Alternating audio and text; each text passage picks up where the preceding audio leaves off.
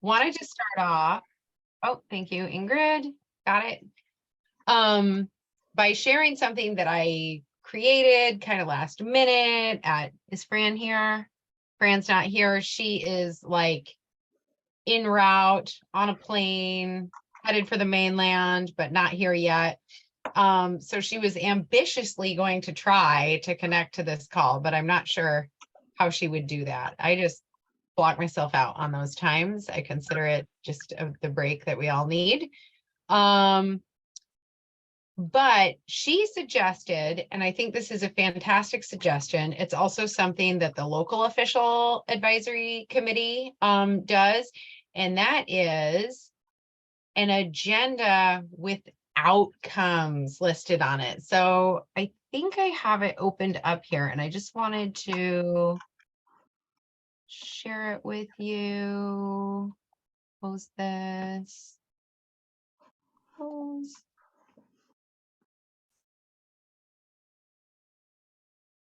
Sorry, I had to do a really hard reboot to get connected this morning, and everything is really, I'm paying for it. So let me share my screen here in a second when I can get my computer to respond to any of my clicks or views. And can I close this now? Okay, I can. So I just wanted to share this with you. And if we think it is a good idea, then we can replicate it in the future. And I'll try to get it out earlier. We kind of didn't respond to the request and have a model to work from with the LOAC agendas until just like a day or two ago. And then I wanted to give staff the opportunity to review what I said the outcomes were. So we didn't get it out to you in advance, and I apologize for that. But if you take a look at it, so this is our agenda. We're calling it an annotated agenda. I don't know that it is technically an annotated agenda. I had to look that up to see exactly what an annotated agenda entails.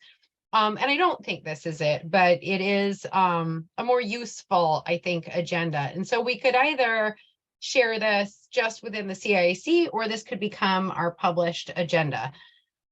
So here you can see with each agenda item, and we can come back to this throughout the meeting so that we refresh ourselves on what the outcomes are. But so for the ACE Awards, which we'll be taking up in just a few minutes, what I'm looking for, or what we're hoping to accomplish with our conversation, is down here in the italicized text. So feedback on needed adjustments to the online application and recommendations on changes to the press release and announcement process. And then so on and so forth. So for each agenda item, I've included the outcomes. And I think with these first two, this group is familiar enough with the content, but where I think it is super useful is down in some of these DLCD specific items. So why are we learning about the Mass Timber Code and engagement update? Well, it's because we want to inform you on the scope, scale, and outcomes of the community engagement opportunities, and help have you understand how and when you can be involved as this work is coming up. And then some are more immediate, like, why are we talking about CFAC? Well, because we need your recommendations on the draft charge and the folks that we have identified for service on a rulemaking advisory committee for these corrections and changes. So I'll just pause there, and maybe you have a little feedback on this. Do we want it to be an all the time thing? Is it useful? Should it be a public facing thing or just for committee members? I will jump in and say I think this would be super useful, especially looking through this packet today, or for today. I was like, oh, I don't even remember talking about some of this. So this would be helpful. If there is the only thing I would add, and I think you're getting to this, is in addition to the outcome of the conversation, if there are any specific questions we're going to be asked to respond to. So like if a staff member is presenting to us and they want to know, like, who should we add to this rack? Like, those would be helpful to have in the agenda packet in advance.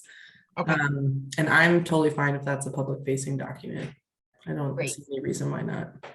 okay, sorry for, I just want to make sure I'm capturing this in some notes, and I opened the wrong OneNote. Hold on. Let me stop my share for a second so you guys don't have to watch this. Do other folks have thoughts while Sadie's doing that? I agree. Yeah, I want to jump in. This Hey, is Zachariah, go ahead. Zachariah. Sorry, I'm on my phone, but will listen in from the full meeting. Got my agenda packet in front of me here, but I totally echo what Leah was saying and think it's a great idea. Thanks for setting it up for us, Sadie and team. Okay, Thanks, Zachariah. Go ahead, Jenna. Yeah, I don't really have anything more of substance to add other than I agree. I think they would help us prepare better for the meeting. And I see a thumbs up from Artemio. okay. All right, well, we will make that just our common practice moving forward. But I was pretty like, again, thank you to Fran for bringing it up, and thank you to LOAC for creating a model that we could follow. I just wasn't aware that that's what they were doing with that group, but I think it will be really useful in guiding our conversation. So I am happy you agree. So let us now move into our agenda items. And the first thing we have for 9:10, well, I'm sorry, I skipped over public comment. And I do see that we have some folks here who are not members of the CIAC, and perhaps some of you are here to provide public comment. We do offer that opportunity within our agenda and our CIAC meetings. So if there is anyone who would like to offer public comment to the CIAC, feel free to indicate that, and we'll make some time to hear what you have to say.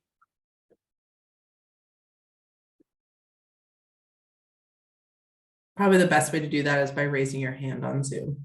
Thank you, Leah. It's a joint facilitation effort. All right, well, I'm not seeing anyone who is here for that purpose. So if you are here just to listen, thank you for joining us, and welcome to this gray March morning. And thank you for spending it with the CIAC. So now we're almost back on schedule after my little bit late arrival. And the first item on our agenda is review of our Achievement in Community Engagement Award. So to refresh folks on where we are with that, we had a desire to move the application process online in hopes that it would make it easier and more accessible to different groups to apply. I hope we're getting close on that. And also, if we are getting close on that, my plan is to announce the ACE Awards with a press release and sharing the information through our Gov Delivery and through other channels in April, and to leave the application process open through April and May, so 2 months. And then for the CIAC to evaluate applications at our June 30, I think it is, Ingrid, our June 30 meeting. And then we would contact the winners and present the awards through the summer. I think there has been a desire from this group to encourage more applications from a diversity of applicants. In the past, we have had applications come only from cities and counties, only from local governments. And I think it's understandable why. One thing I would like to make clear, and I don't know if we want to try to do this in the application itself or in the announcement, is that, you know, other community groups or community-based organizations or people that have participated in a community engagement process are encouraged to apply. And I also think that because community engagement requires the community, that we need to celebrate that, or I would like to celebrate that in a more inclusive way. So rather than just saying, hey, good job, city, it's, hey, good job, city and organizations that supported the city and this tribe that was involved in, you know, consultation or coordination with the city, and, you know, and sort of celebrate the fact that it takes a community to do this kind of work. So I'll just sort of start off there. Oh, that's right. Hi, Joseph. Joseph from OEM just put something in the comments for us. And he is here for a later agenda item. So welcome and thank you for joining us. So with that preface, this agenda item has two pieces. First is evaluation of the online application process, and I'm going to go right into the SurveyMonkey tool. You all got a PDF for that, but I can take notes and make edits afterwards. I think that's probably the easiest way. And if I need to, I'll re-listen to the meeting. But basically, I would like to get this done in the next week if we want to stay on schedule. That's not a requirement, but I think it'll help us moving forward in our work plan through the year. So with that said, Leah, I'm happy for you to open it up for questions or comments on anything that I've already said at this point, and I will pull open my SurveyMonkey application. And I'm sorry, I don't. Yeah, I guess I'm wondering for the group, would it be helpful for Sadie to spend some time going through the draft, have folks had a chance to look at what was sent out with the meeting packet? What is the best kind of way to approach this for you all?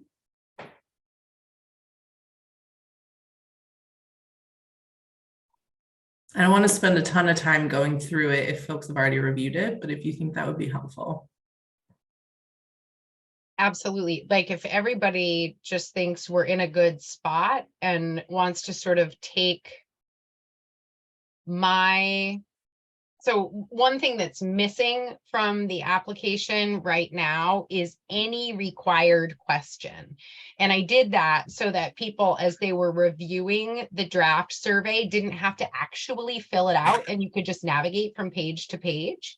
If you just want to take my recommendations on that, you know, and I will go through and indicate, I think there's not a ton of fields that we need to have required question or required answers for, but you may feel differently. But that is something that is like definitely missing from the survey at this point. Okay. So I saw a note from Mike that it might be helpful to go through. Sophia, go ahead. Hi, folks. Thanks. When I was reviewing the application and then talking to Sadie, you know, and wanting more like community-based organizations to like apply for or submit applications for the ACE award, I thought it might be helpful. Like, I think everyone in this call obviously knows what like land use planning is, but I feel like a lot of organizations support different types of land use planning and don't really know that that is land use planning. So I'm curious if it might be helpful to put maybe like a one-liner of like how we're defining land use planning, because that could help, I think, other maybe smaller organizations that are like doing engagement work, or just maybe startups are, you know, understand that they would be eligible to apply for something like this too. Yeah, I think that's a great comment, Sophia. And I'm not sure, Sadie, if I think we have examples of previous winners on the website. That sound right? So I think also directing folks, if they want to see like examples of past planning projects and kind of what that could look like, that would be helpful too. Great. Super feedback. Thank you, guys. I'd also like, I mean, one of my grander desires is, I feel like this is a little hard to find on our website. And I would like to get it closer to the surface, not as difficult to navigate to. And certainly we link directly to it when we put out a press release for it, and that takes us to the information. But that it kind of sinks back down again. And I think it's such an important part of what we do in terms of like our desires to see more equitable planning outcomes and our work with local governments in supporting that, that part of my vision is to kind of elevate the entire issue on the website. It's going to take some time, but we do have help. We have somebody that has recently been brought on staff with website updates and refresh specifically in mind. So that is very exciting and means I'm not trying to do it all myself. So I think it can happen. But Artemio, I thought I saw your hand, so go ahead. You're on mute, You're on mute. Artemio. Can you hear me now? Yes. Okay, sorry about that. I would like to make a recommendation that some of these questions be weighted and that you group these questions in sections. So a certain section that might have 2 or 3 questions is worth 40% of all the points that you can gain by filling out this application. And that those operational things about how large you are, how many people are, and your general kind of intent is kind of some of that background stuff that might only be worth 10% or 12%. But I found it a little bit daunting to look at some of these questions and disaggregate the importance of what I was wanting to say. So just a suggestion, I have done a little bit of this evaluation for Oregon Community Foundation, and we were always oversubscribed, and you had to read between the lines, but we try to deal with weighted responses. And it seems to me that that might help to guide how your applicants look at this, because when I look at it, it's a pretty daunting application with all of the questions. And it's a lengthy application. It's not a casual kind of entry and easy kind of expression of who you are and how you engage people about planning related, significant planning related issues to your community and your audience. So just a suggestion. Yeah, no, Artemio, I think that's a great point. And I think my one piece of feedback on this second review, Sadie, was that I don't know if we've talked about criteria from our perspective as to like how the CIC members will rank and select these winners. So I think, that's always helpful to have as a public facing resource too, of like, whether that's weighting or kind of what the criteria are that we're looking for in a successful application, I think would be useful, especially once we get to the actual review. I don't think it has to be super complicated by any means, like simple, but having something of like, here's really what we're looking for. Here's the most important parts of the application. Because Artemio is right, it's long still, so. Yeah. Well, why don't I go ahead and share my screen so that we can kind of all be looking at it. And this sort of reduces my view. Are you guys all looking at the ACE Award application? Yes, we're looking at your survey monkey. Okay, yeah, okay. So I hoped so, and that you weren't looking at my email over here, but fine if you are. Okay, I'm gonna move my notes over here. So, and Leah and Ingrid, please, if somebody is sort of indicating with a raised hand or looks like they have a comment, please help me because I'm divided between 2 screens here. Okay, so if we are thinking about waiting and also removing some questions, Zechariah had offered some comments about potentially removing questions later in this application. And I know we're going to run out of time for this agenda item. I feel like we could spend really our whole meeting on this.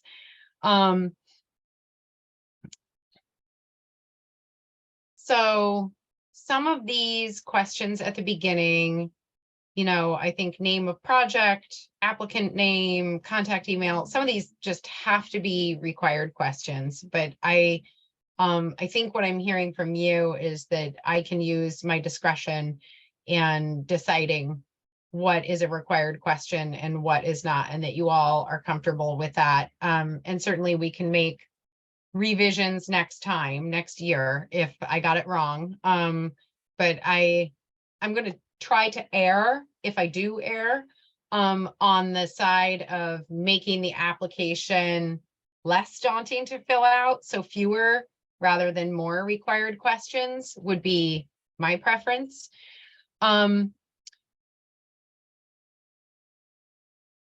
So one of the suggestions was that we remove individuals, community organizations, and government entities are welcome to submit applications, just because the idea would be everyone is welcome to submit an application. But I wanted to check with this group. Do I just want to omit the sentence, or do I want to say everyone?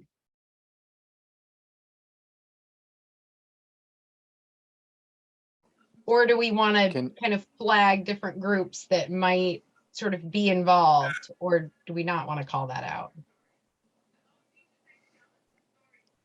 Can we write it in a way that says engaging all groups such as, and then Okay. just list some?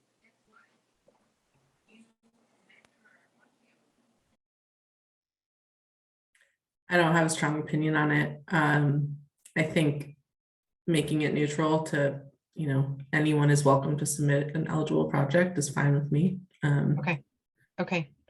I just wanted to check on that one.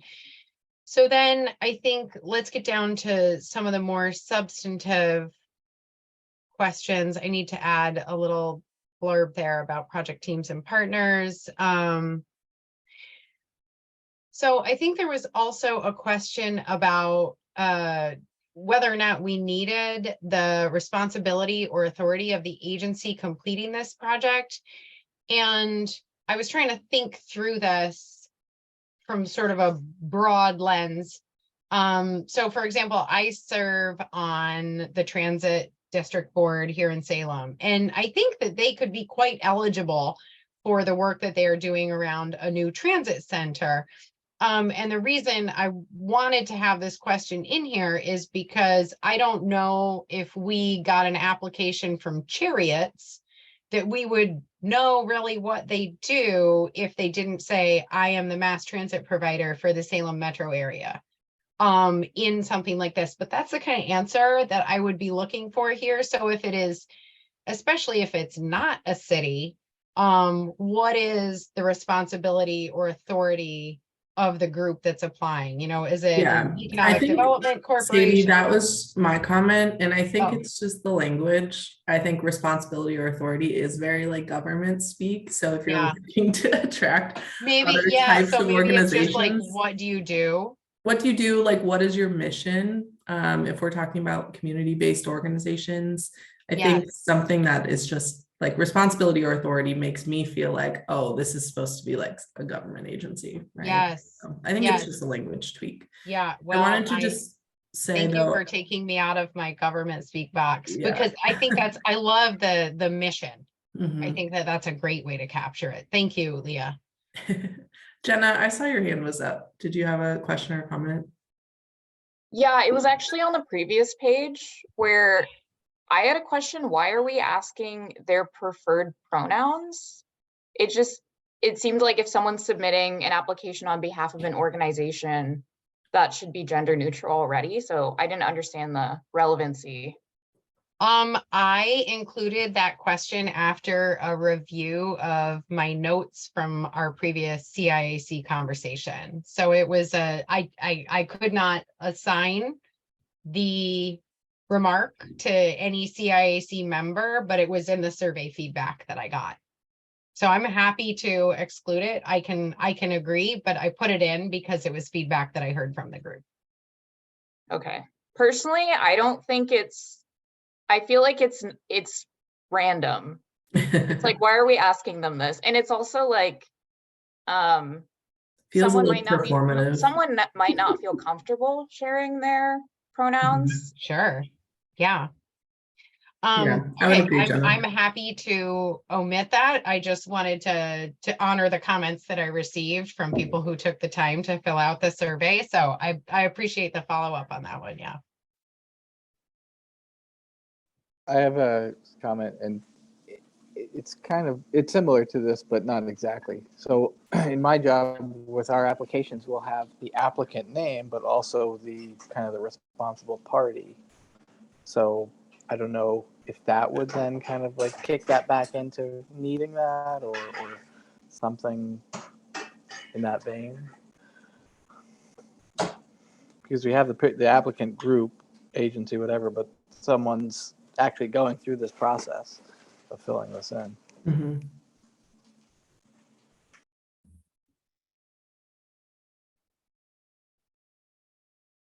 So I'm But- not sure I know how to capture that comment. I apologize, Mike. Yeah, it's so, and again, it's not a big deal either way for me, but who we have an applicant, and let's just say it's the transit district, but some person is filling it, and that person, I'm assuming, would be the contact person between us and that applicant. So if that applicant, so you have the applicant name and maybe like the applicant representative name, and then if we wanted to do the what's number 4 currently, Yeah. we can. But So again, I think I'm a not- little bit, maybe what you're talking about, what we had in our previous version of this was who is the applicant? And then I think we had something called I think we called it like the project sponsor. So who is applying and then who is the sponsor of this project? And then we had like some very complicated things like if you're applying, but you're not the project sponsor, then you need to get a letter and have it signed. And just there was a lot of steps if you weren't the actual people doing the work. So we tried to remove some of that. But I think you are right. This applicant would be the person we would interact with chiefly, and then yeah, I'm I not think sure. generally, Sadie, this yeah, was go ahead. confusing for me when I looked at this draft too. I think we just maybe separate these two buckets of questions of like, give us your information as the applicant, name, contact information, what organization you work for, separately the name and the project name, the project name and the jurisdiction or local government if it's different, and like separate them physically a little bit would be more clear to me. Because I was Okay. like, why are we asking about the jurisdiction and the name of the organization and Okay. that doesn't really change my feelings about the pronouns though. Yeah. But Yeah. Okay. Okay. Well, we're not off the first page, you guys. I'm starting to feel like we might need some volunteers for a little subcommittee follow-up on this one. well, maybe let's just pause because I think Zechariah worked with you closely on this. Zechariah, are there and Chantal. and Chantal, who I don't think is on today. Zechariah, are there things that you wanted to draw our attention to, sections of this, things that you think still need some work?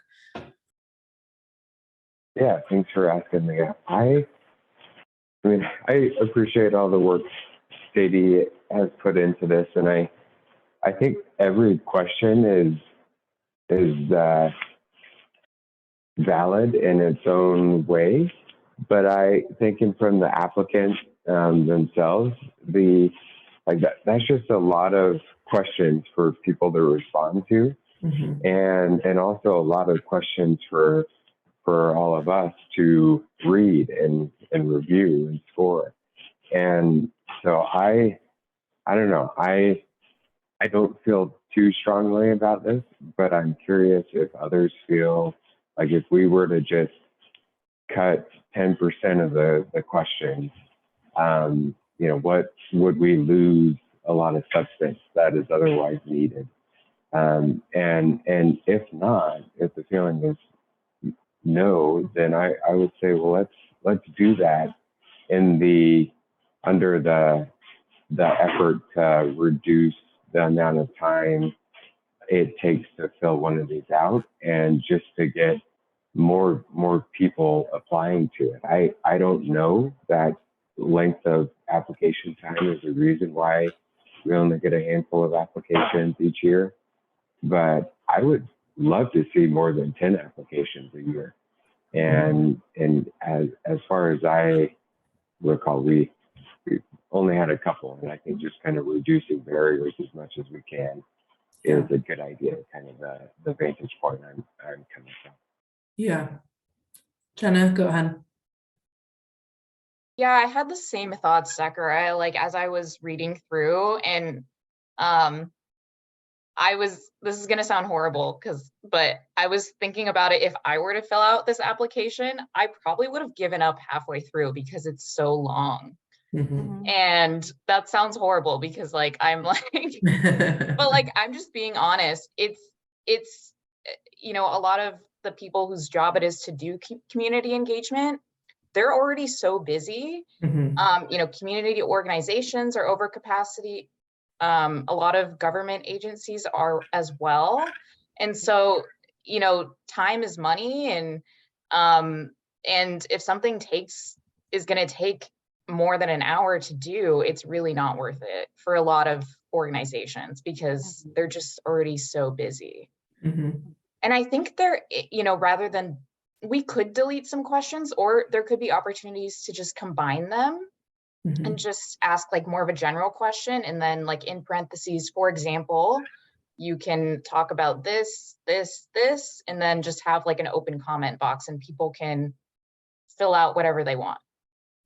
Yeah. I just flagging for you, that is getting closer to our old system, and it made it very difficult on the evaluation side. Mhm. Because you all were trying to like just look through, basically what we would get was like essays, right? And so you're trying to compare like process to process using kind of like a creative writing exercise versus something that was like in more discrete buckets that was a better apples to apples comparison for folks. And that was some of the feedback that led us to where we are. So just pointing that out, not saying we can't go in that direction, but taking that approach would make comparison and evaluation more difficult on your side. That's a good reminder, Sadie. Maybe there's opportunities to change some questions from like open comment to more just like yes or no. Yeah, I think like the open comment boxes can be like a free for all and people can write essays. Mhm. So having like a character limit. Right. Yeah. Yeah, and I was going to say, like, looking through it, there's still a lot of open-ended comment boxes. So maybe that's where we focus our energy in cutting back. And I like the idea of doing some yes/no questions, and I think we can put some trust in the applicants. Mike, go ahead. Yeah, my question is do we have, and I guess this is probably putting more on the applicant, but do we do a kind of an after application question of how they thought of the process and if they had any suggestions? We have not as yet. It was a goal of mine to reach out to past ACE applicants, but honestly, I could hardly get through the process of like updating the application based on all of your feedback and our conversations. So I don't really know. It's hard to, I think, like the city of Salem has applied almost every year. So I could reach out to the city of Salem and say, what are the barriers? And they would say, I don't know, we don't have any barriers. We've applied every time, right? So it's sort of hard to get the feedback. Not to say it wouldn't be useful, what is the most difficult or easiest part of this application from people that have applied. But I don't know that it would be that robust. We could certainly kind of like test, I could send it out on OPN and just say, hey, folks, what's your feedback? But we're kind of at a point where we either, we could, just an idea, move forward with our existing ACE process and continue to develop this and get it ready for next year. I feel like that doesn't give us a chance to test it out, but it at least not in like a real life, like we're using it kind of scenario, but we could make progress on it in other ways. So yeah, that's kind of a long answer to your question, Mike. Have we gotten feedback from our applicants on what makes it difficult or not? No, I apologize. We haven't reached out to all those folks. But it's certainly within the realm of possibility. And maybe I'm thinking like after you hit submit, just have a little pop-up of kind of quick survey. And it doesn't have to be deep. We could certainly do that with the online application much more easily than we could with what we were doing before, right?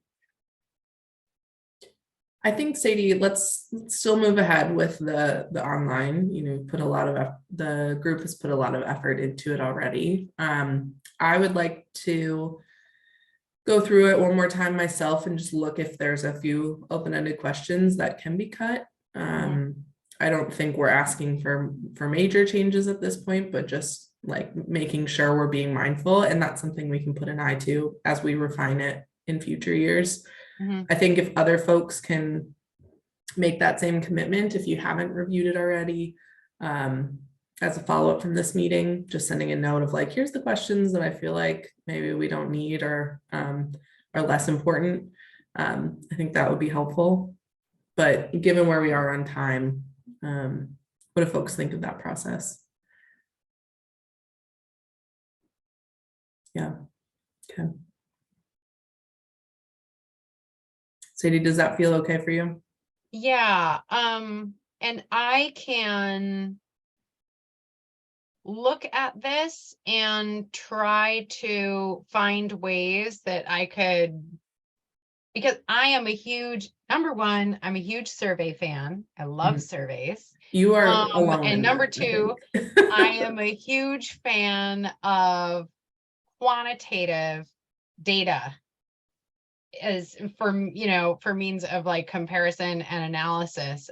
So I will look for places that we can shift to kind of the yes, no, or check a box, or all that apply, or multiple choice.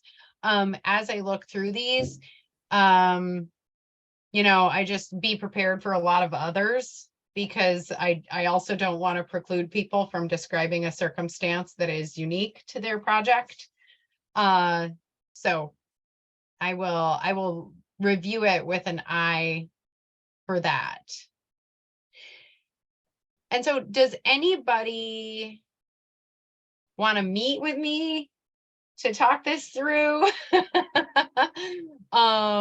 before we try to go ahead and get it out? What do you think is our best review process moving forward, Leah? So just have folks send me additional comments on the version that we have here by maybe next Wednesday. Would that work for everybody? If we're trying to get it out this first week in April, if you send me something by the 29th, I'll have the 30th and the 31st to get the changes in, and then just have a few different staff members and, kind of Ingrid and I test the survey just to make sure it's functioning the way that we want it to, because, I don't want to send out a survey where I meant to put select all that apply, but it's a multiple choice kind of a thing. And then we'll still aim to get it out this first week in April. Yeah, I think that makes sense. I'm seeing some head nods. Okay. And if you need to share some brain space next week to talk through anything, just let me know and I'm happy to go through that with you. Thank you. Mhm. You know I'm calling you. Okay, so we are right at time for this agenda item. So rather than kind of go through and wordsmith our press release and announcement process, let me propose. Hi, Alexis, welcome. I think we will let you go next. If that works for your schedule, or we can hold off, but I also want to make sure that, oh, Sean is here. Okay. So my plan with the press release is to revise the press release to both emphasize the fact that we would like to encourage more community-based organizations and, you know, kind of like startups and sort of non-traditional applicants to apply to the group, really elevate the equitable planning outcomes aspect of what we're looking for in a way that I don't think we have emphasized in the past, and make a stronger relationship in the press announcement and elsewhere, not specifically maybe calling by name, putting the people in planning, but to the concepts that are embedded in it. Then we will send it out through our traditional media outlets, through our Gov delivery, and through some of the other sort of like mailing or email contact lists we have for community-based organizations. And I don't know that it is appropriate to send it to the tribes in such an informal manner. So I'll have to check in with our tribal liaison on that. But then really to use the breadth of your networks and hope that that can help us increase the reach of the announcement and the opportunity. And then we'll have the opportunity to debrief and improve on the process next year. Does that sound like a good plan moving forward for folks? Okay. Enough head nods for me. Thank you, Mike, for the thumbs up. All right. So my colleague Alexis Biddle has joined us. He has been spending a lot of time in the Capitol and will probably spend most of the balance of his day in meetings with a variety of legislators and stakeholders. And we want him to be investing his time in those places. So we won't make him stay at our meeting too long. So I'd like to request we take our agenda items out of order and allow him to provide us with a legislative update at this point. And I will just, from our annotated agenda, read the outcomes of this agenda item. So what we're hoping to come away with is our CIAC members are familiar with kind of two different bodies of information. And thankfully, we also have one of our subject matter experts for housing, Sean Edging, on the call, who can speak specifically to a really big, very exciting, extremely noteworthy for Oregon and for DLCD piece of legislation that is moving through in very rapid fashion, the legislative session, and that's the Affordable Housing and Emergency Homelessness Response Package. I think that will be signed into law today, tomorrow, later to Monday. Nobody's sure, but very, very soon. But then this is coming very early in the legislative session, which is atypical. And then there's everything else that is happening during the legislative session. So I'm wanting the CIAC to be familiar with both this big housing and homelessness package and the opportunities that we will have to inform community engagement processes moving forward. But then also with kind of the general tenor and other issues that are kind of central to the legislative session, but also relevant to our work and advisory to the commission. So Alexis, go ahead. I'll let you introduce yourself and then you can kind of take it away. And if you want to share anything with the group on your screen or otherwise, I'm happy to do it, or we can share things afterward, whatever your preference is. But primarily, this is kind of a verbal presentation. I don't think we have a lot of visual support. Well, actually, we do. I made a PowerPoint just for you all. How about that? Yeah, Okay. and I'm also so grateful that Sean is here because he knows all with regard to housing, and I would not do it justice. So, well, and I didn't make a presentation, so together we should be able to do this. Teamwork. Yeah. Okay. Well, I will start sharing my screen. And my name's Alexis Biddle, and I've been with the department now for about a little bit over 4 months. And it's been a whirlwind. I kind of jumped on right at the beginning of the legislative session. And it's also my first legislative session. So I am learning rapid fire right now. And let me just, there we go. Okay. And also I didn't make this slide. I just copied it from our budget presentation, but anyways, Looks great. I wanted to first just kind of give you an overview of what I'm going to cover, which is kind of big picture, like how many bills are in the legislature, and then kind of go through buckets of how we think about things from the agency's perspective around. Our biggest bill is our budget bill, and we'll go over that, and then talk about some housing bills, natural resource bills, and then there's ones that are hard to fit into really any category. So, so far, there have been almost 3,000 bills introduced in this session. And we have read at least the relating to clause of every single one of them to identify if they are worth our focus and see if they are going to touch on anything we're doing.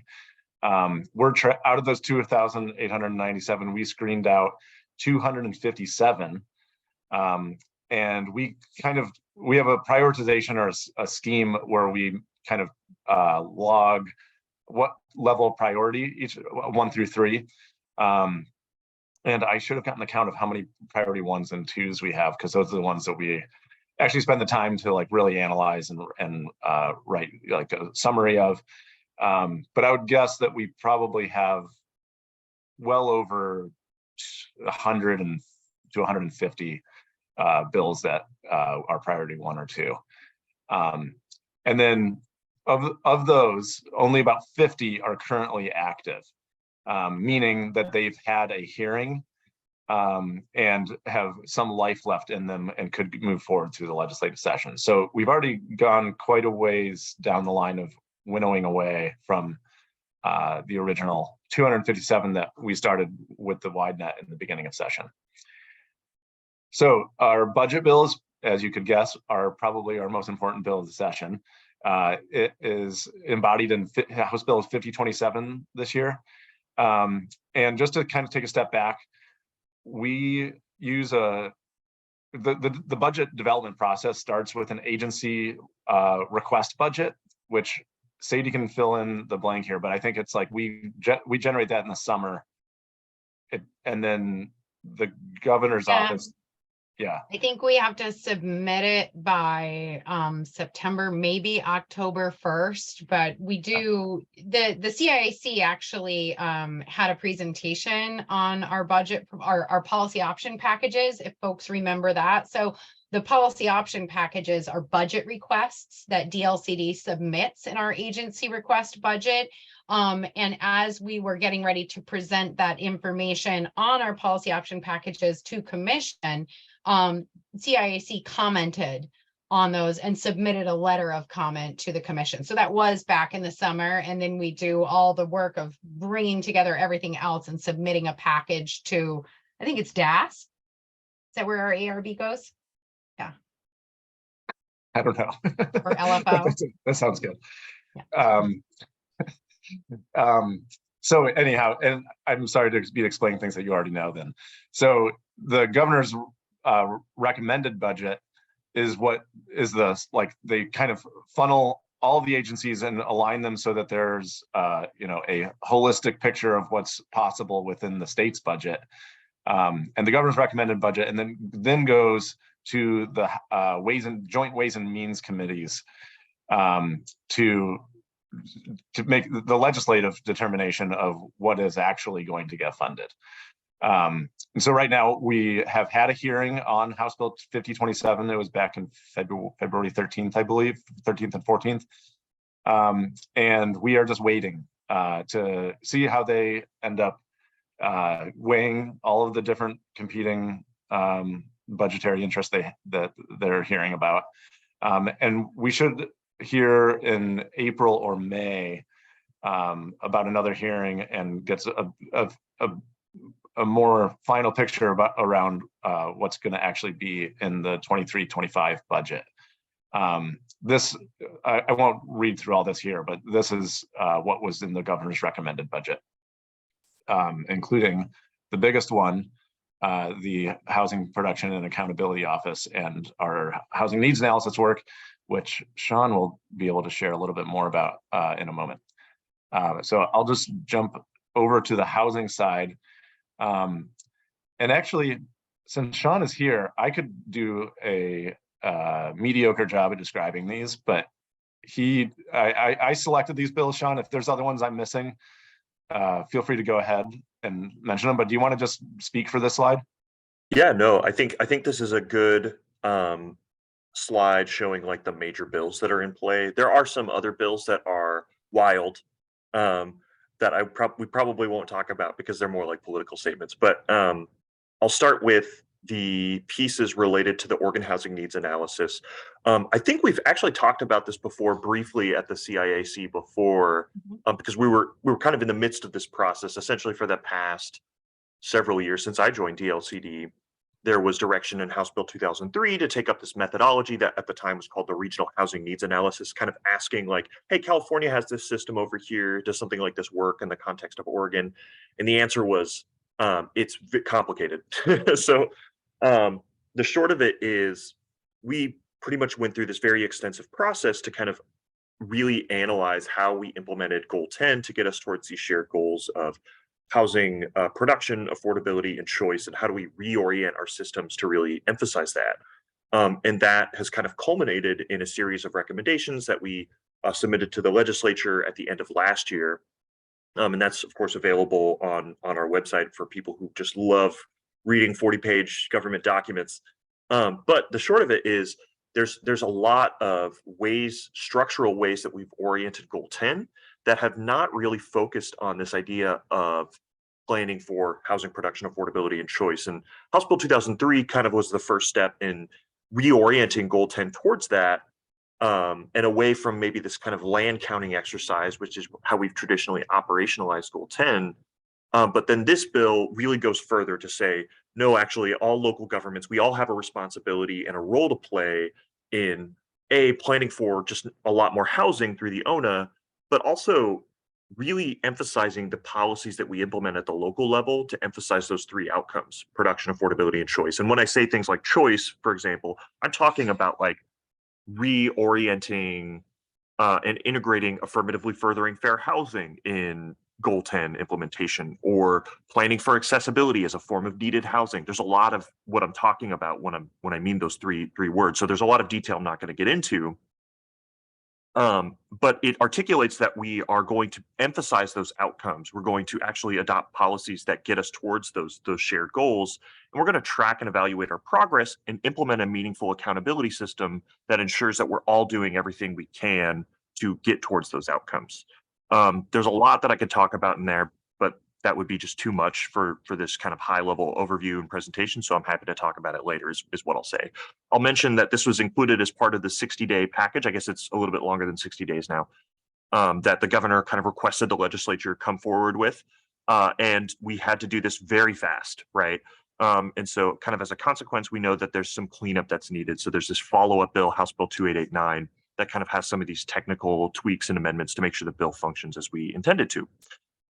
In addition to that, our team is going to be expanding immensely because the governor came in to office recently and had a very specific concept that she wanted to move forward with. And that's the idea of a housing, it's actually HAPO, Housing Accountability and Production Office. And essentially the basic premise of this office, it's an idea that is taken from California, and it's a team that enforces existing state law is more or less it. The premise is that they kind of are a resource for developers, for third parties, for cities to address like, hey, do local development codes substantially comply with state law? And if not, what resources can we provide to help them, fix, come into compliance with state law, essentially. And to be a resource for developers to, ensure that their processes or that their development projects or housing production proposals aren't getting kind of held up by, unreasonable cost or delay, discretionary standards, a bunch of things that, state law is intended to really address. There are also a few other bills that are kind of, legislative priorities around. I won't talk as much about these. There's one on this idea of kind of commercial conversion to affordable and workforce housing. The basic premise of this is that, there've been a lot of talk about, existing buildings that are kind of vacant in commercial spaces and being able to leverage state law to kind of enable conversion to housing. There's also concepts floating around about taking commercial lands and also developing them with some level of kind of mixed use and affordable housing. And then additionally, Senate Bill 847 includes just a litany of just very specific kind of smaller ideas to kind of really amp production. It includes some more talk about commercial lands. It includes some provisions around appeals, which can hold up housing development. It kind of expands middle housing to more cities in the state. It also includes single room occupancies as well. There's a lot of small details in that bill that are kind of being discussed and refined right now. But that's kind of a short overview of everything that's happening on the housing side. There's plenty of other bills that are happening as well. Like there's one bill floating that voids all laws related to housing development other than like building code and safety. But that, there's a lot to dive into. I think these 5 really definitely represent some of the major ones that are in the works. Yeah, Sadie. Yeah, thanks, John. And so just for CIAC awareness, because one of the great things that we benefit from in having this advisory committee is getting their input on our policy development efforts. And so House Bill 2001 proposes, at this point, it's not really even proposing it anymore. The governor's about to sign this into law. So it will require rulemaking under goal 10 and under goal 14. So goal 10 is our housing land use goal and goal 14 is our urbanization land use goal. And so the urbanization land use goal, which is related to the expansion of urban growth boundaries for housing, that has a January 1st, 2026 deadline. And then the housing rulemaking needs to be complete by January 1st, 2025. And so we are moving into a space very quickly where we will be initiating rulemaking before the end of the biennium, if I'm not mistaken, Sean. Does that sound right? We'll start trying to get ready before the end of the biennium. I don't know if we're going to kick off before the end of the biennium. Okay. And just, sorry, that's a little bit government agency speak. The end of the biennium is July 31st. Is that right, Alexa? It's July 1st is the start of the next biennium. July 1st. Okay. So summer. So yeah, that is when sort of our budget cycle ends and the next budget cycle begins. That's what's contained within the biennium is our agency budget cycle. And so we will be initiating this work pretty quickly. If you are interested in housing work or participating or offering feedback and guidance to the group, please let us know, and we're happy to get you included in those conversations as they move forward. Given the compressed timeline that a lot of this is happening on, I'm not sure how many opportunities we will have to present on the work in advance of it initiating. And so I think it would be a good opportunity at this point for folks who are interested to say, yeah, just keep me in the loop when these opportunities become available and I'm interested in offering feedback. And of course, we'll update you as our meetings move forward, but I just want to put that out there at this point. And Leah, I apologize, go ahead. No, I think you just answered my question, which was will this RAC kind of proposal come to this group at our next meeting? And it sounds like maybe not, given the timeline. Probably not. Yeah, Sean, do you have any kind of intel on that? Like when we might be inviting folks or starting to think about RAC formation for the goal 10 rulemaking? I have no idea. Not yet. She has Okay. no brain space for that right now, Sadie. I am so not surprised. If you knew the number of media contacts and calls this guy is getting a week and conversations he's having with the governor's office, yeah, I'm not surprised at all. But I can certainly keep you all apprised via email if anything happens in advance of our June 30 meeting. But I think that timing might be just about right for us to have a timely conversation about sort of the RAC and the stuff going, you know, the other community engagement efforts going into our housing work. And super exciting also for awareness of this group. And Alexis, Sean, correct me if I'm wrong, is it 18 or 19 new staff positions for DLCD that are coming through this work? Somewhere around there. Yeah, our agency is increasing by about 30%. That's pretty big news, folks. Anyway, thank you, Sean and others. If you have questions on this housing work or the process moving forward, feel free to raise your hand or speak up. Otherwise, we will let Alexis tell us about the other movers and shakers though housing is the biggest mover and shaker, I think. Yeah, I was going to say, even though housing is only a component of our portfolio, the amount of attention it's getting this session feels like it is all we do. But in fact, most of my job is focusing not on a housing conversation because there's still a lot of other things going on, and the legislature doesn't care. There's no one person at the legislature, and there's so many different people with so many different issues that there are many other things to focus on. So my slide's not moving. Oh, there we go. So just going to the big bucket of natural resources, and the biggest conversation that is consuming the most of my time in this session revolves around the siting of energy facilities, and specifically the siting of solar facilities, which is a highly controversial issue.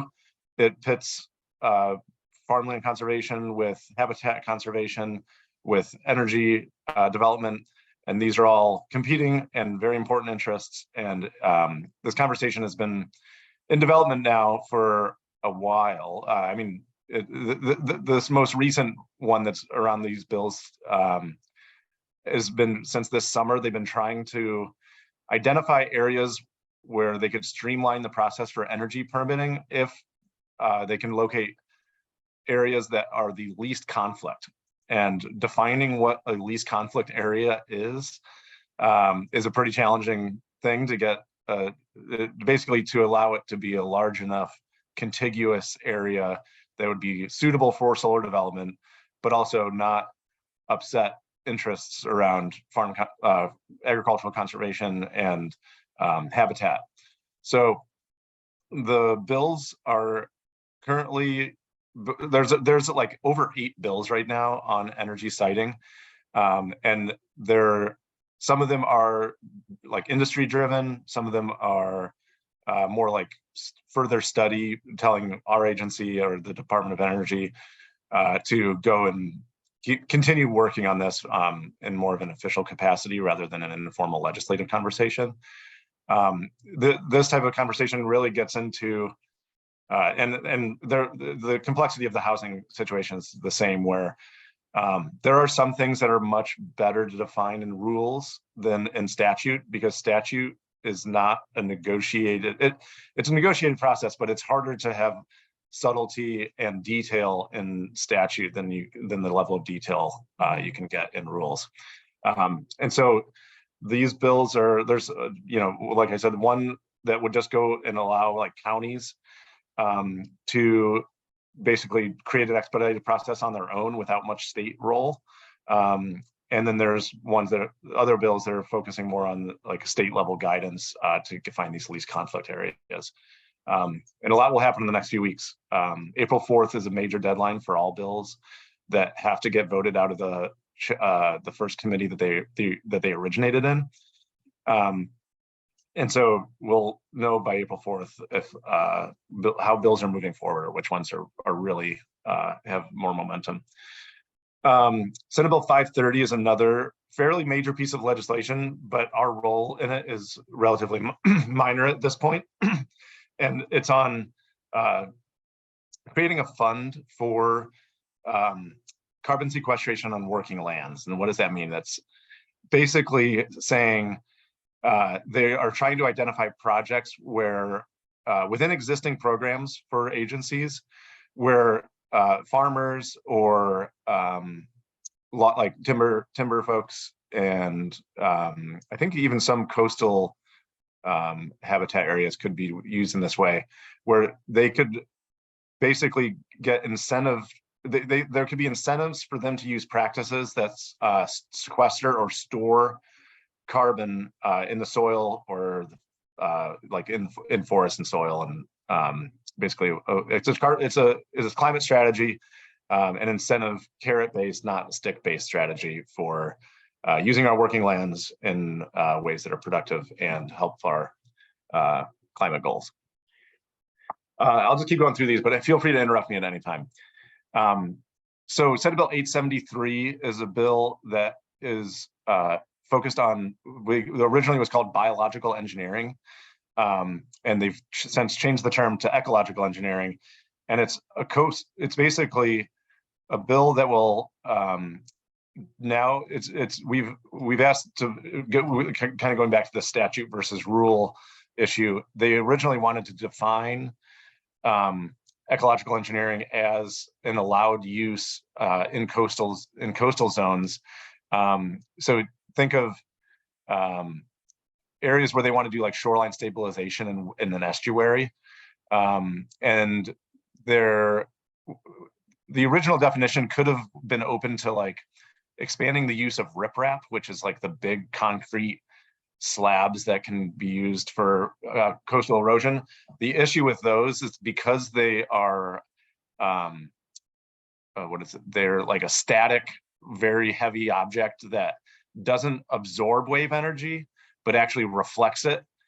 When you use those type of things, it can really have downstream impacts of, if you're bouncing wave energy off one area and protecting it, you're actually putting another area at risk.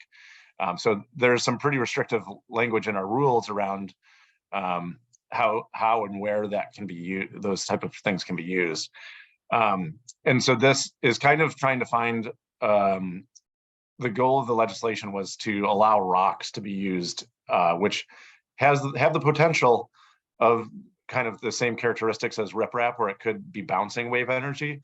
And so we asked that instead of just allowing outright wave, allowing outright like rocks use as an outright use for coastal protection, that they allow us to make rules that could be more nuanced and basically talk like rules that will create something where there's more allowed use for rocks as like, but in ways that are constructed that are dynamic, we're calling it, and would absorb wave energy. That's about as far as I can go without getting dangerous on that. So yeah, but happy to answer any questions I can. And then finally, there's House Bill 3382, which exempts ports from demonstrating land use compliance.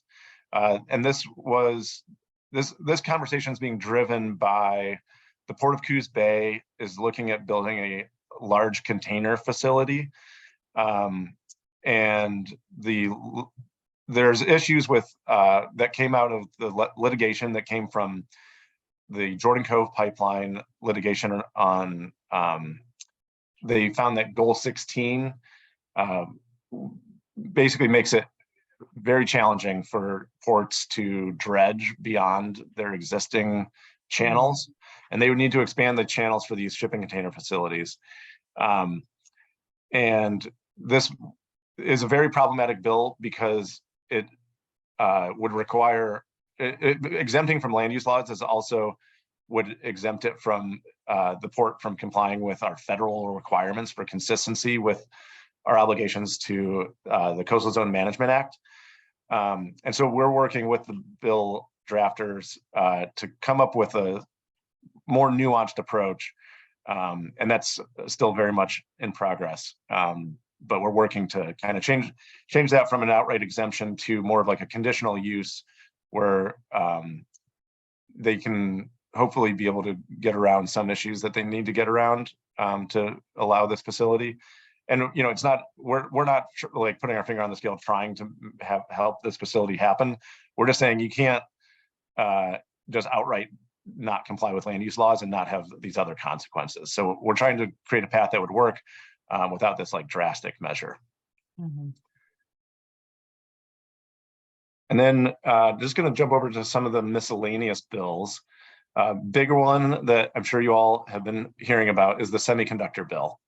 And this is kind of an extra land use process. Like, I don't know if that's the right term, but it's obviously dealing with land, but it's kind of dealing with exceptions to the land use system to make it very quick because there's a huge sense of urgency from like our congressional delegation, like United States congressional delegation, and leadership in government around the CHIPS Act, which was passed last year and has very tight timelines, but also a ton of funding to develop more semiconductor manufacturing in the United States. And people want to position Oregon to take advantage of that, given that we already have a strong semiconductor industry in the state. And basically the issue that focuses on land use here is giving the governor the ability to super site or figure out locations where they can try to incentivize chip manufacturers to apply for these federal funds. And a lot of the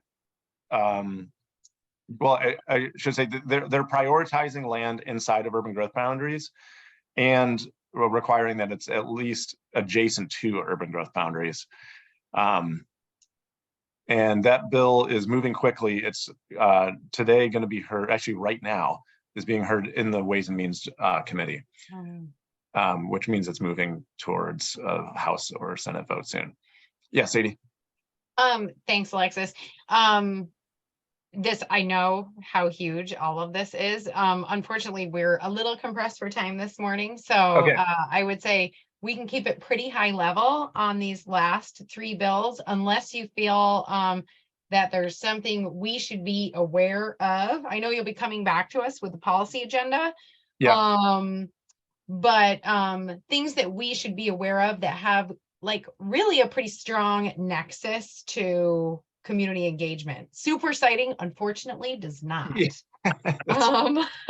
Very fair. But there might be something in these last three. So if you could flag those for us, and then we need to move on to our work plan for the coming biennium. Absolutely.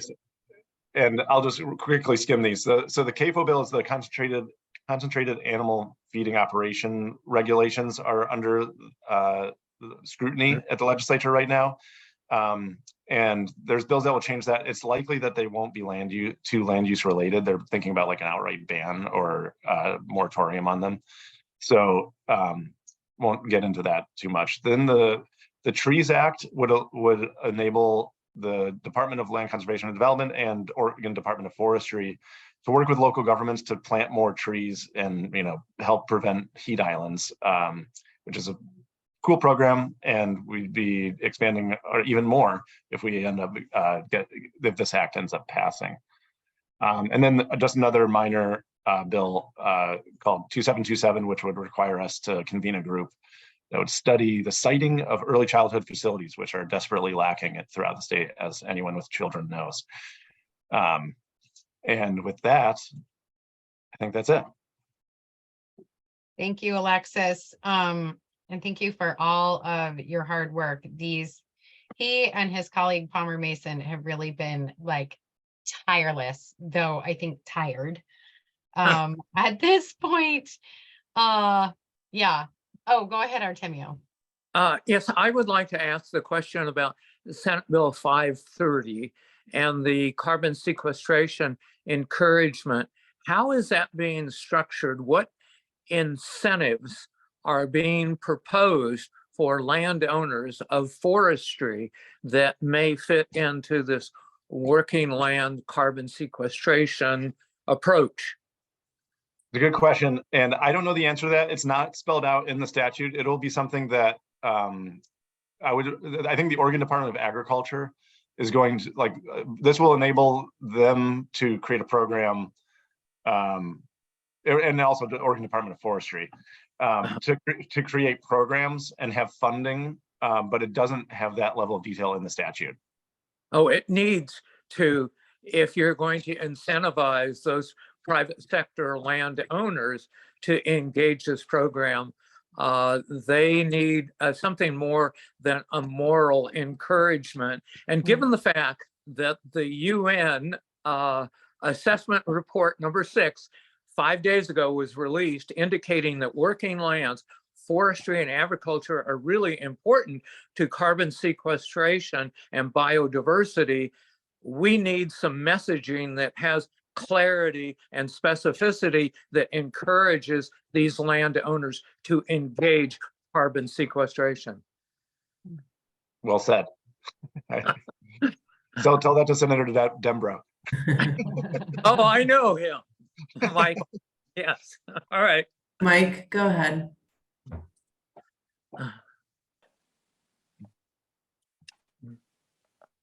Hi there. My name's Mike DeBlasi, and I was just wondering, with the ecological engineering with cooperation with Department of State Lands. Mike, I don't know if I got your full question. It came in a little choppy on my end.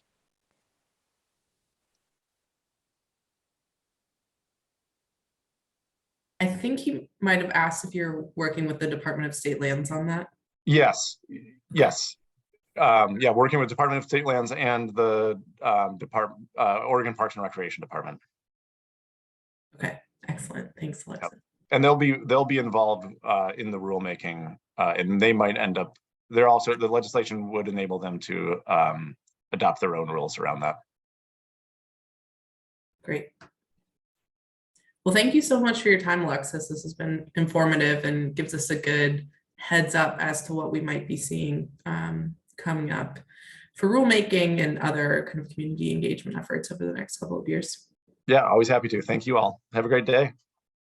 Shoot. Thanks, Alexis. Let me just respond to Mike. He was having a difficult time hearing they are in coordination. All right, so maybe we can get back on schedule. Let me just take a peek at our agenda here and see where we are trying to get. So I think maybe not quite possible, but I think we will get there eventually. So I want to share my screen again and review our work plan. So just to kind of like set a little context here, we had, and thank you to all who participated. I thought it was a really fantastic conversation with our Land Conservation and Development Commission at their January meeting. And from that conversation, I took a lot of notes. I listened to the recording again, and I tried to capture what seemed to be the most important aspects of the conversation between LCDC and the CIAC in the work plan. So one omission that was discussed a lot, and I just want to acknowledge it, is there was a lot of conversation, and I think we need to have further conversations about it before we can come up with some actionable items about engaging youth youth education and bringing kind of land use education into a more academic setting from early childhood up through university settings. Those items aren't reflected in our work plan because while they're really great ideas, I couldn't figure out, and in consultation with Leah and Jennifer, our chair and vice chair, we couldn't figure out how to package them in a way that we could act on it in the next 2 years. So one thing I also want to expose based on our conversation with LCDC is I am proposing to this group and subsequently to the commission that our work plan be biennial, so that number one, we don't have to do it every year. And number two, we can take on some bigger, longer term ideas. And so I've broken it down in a way that captures our core work, which would be ongoing, annual, right? We would do it every year. And then special projects. And that would be stuff that would take place either over a year or the whole biennium or longer. And then stuff that is pointed really just to staff. And so I'll go ahead and share my screen quickly. The plan from here is to make modifications to the work plan based on your recommendations and suggestions. I'm happy to take those by email because I know we're a little short on time right now. And then to finalize the work plan for presentation to the commission at their April meeting. So those packet materials are due very quickly. So I have to get this work plan finalized pretty quickly. I actually have some time blocked off this afternoon to do that. So if you do have ideas that you would like to see included, I can always kind of verbally propose them to the commission and then update the work plan again after they have seen it. But the commission packets we're trying to finalize really by Monday morning. So it would be a pretty compressed timeline. So just for awareness. So I'll go ahead and share my screen and we will walk through this quickly. A lot of this should look familiar because they're all your good ideas. So you can see, as I said, divided into 4 sections. There is one omission in core work that I will go in and fix, and that is the requirement that the CIAC has in their bylaws to annually review and provide any recommendations on the public participation guidelines that the commission adopts, both for commission and department work. So I will be adding that into our core work. But you can see here with our core work is work plan development, or I guess work plan development is its own item and once every 2 years now. So based on our feedback from the January meeting, we are doing this. Within our core work, we have our policy development, community engagement review. So this is what is required by the public participation guidelines. The public participation guidelines review is separate from this, but related. And so that would also go into core work. We have our ACE awards that we will continue to do annually and continue to improve upon with your help. So 3 items in core work, and I think also in our core work, but not explicitly called out, is our support of local governments as needed and our review of goal 1 plans. So if it is the desire of this group to call that work out specifically and sort of list it under core work, I'm happy to make that inclusion. I think that it makes a lot of sense. Special projects, we have our ACE Awards revision that we are going through right now. And then best practices for engaging community-based organizations at a local level. This is a big job, but it is not one that we will have to do alone, because thankfully you can see down here in the second to last sentence of the paragraph text that it is related to housing.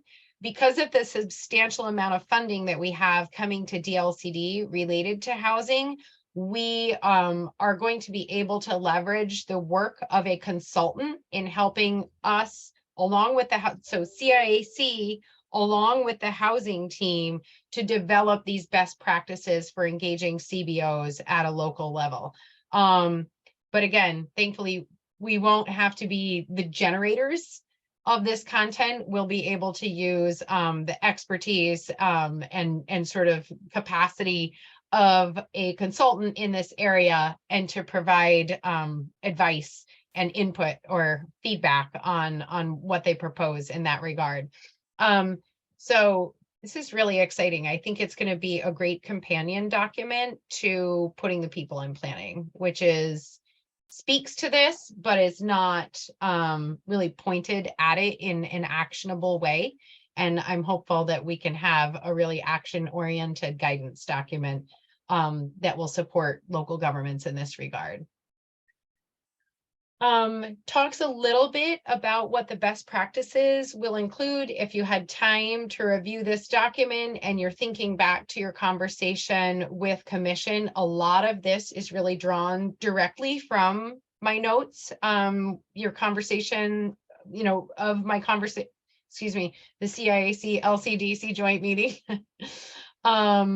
How to build long-term relationships, a recognition and ownership of the racist history of planning, the benefits of community capacity building, compensation models, assessment and evaluation ideas, etc. Really, I'm really hoping that you see evidence of your conversation and incorporation into this future work that is planned for the CIAC here. But if not, again, I'm happy to hear those comments and do what I can to reconcile that. Defining the role. This is our work.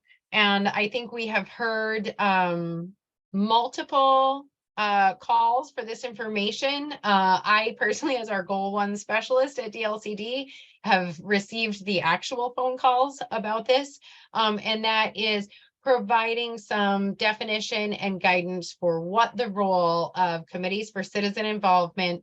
I know it's an outdated term, but it is what is codified in the goal, how do CCIs function at a local level, and what is the relationship to the decision-making structure overall.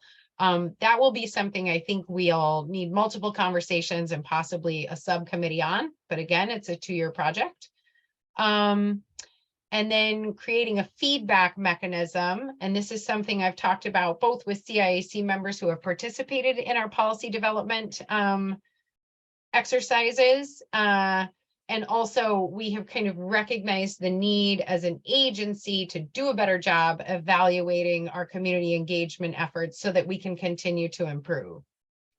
And then finally, with special projects is the Land Conservation and Development Commission loved the CIAC panel conversation that they had. I think it was 2 years ago, Leah, right when you joined? 2019, yeah. Yeah. But I would like to propose that at our next joint meeting with LCDC, we have another panel conversation, and that maybe that takes the place of our or works together with our other conference presentations. But Chair Holova, who I just admire so much, calls it one of the most deeply impactful presentations she has ever had in her time on commission. And so I wanted to make sure we had the opportunity to replicate that. So I'm going to pause and I'll zoom out a little bit so you can see a few of these items together. Sorry, that's probably a little bit difficult to read, but I also want to just slow down for a second. Is there anything that we are missing, especially in the special projects? Because this is where I think it's really an indication of our priorities and our, desires to advance and provide good work for the commission and department. So I want to pause and see if we're missing anything or if folks have comments on what I have already included.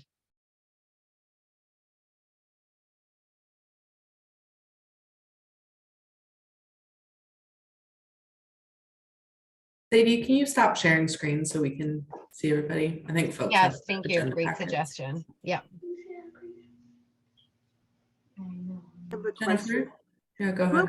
What would the feedback survey look like for CIAC input for advisory committees?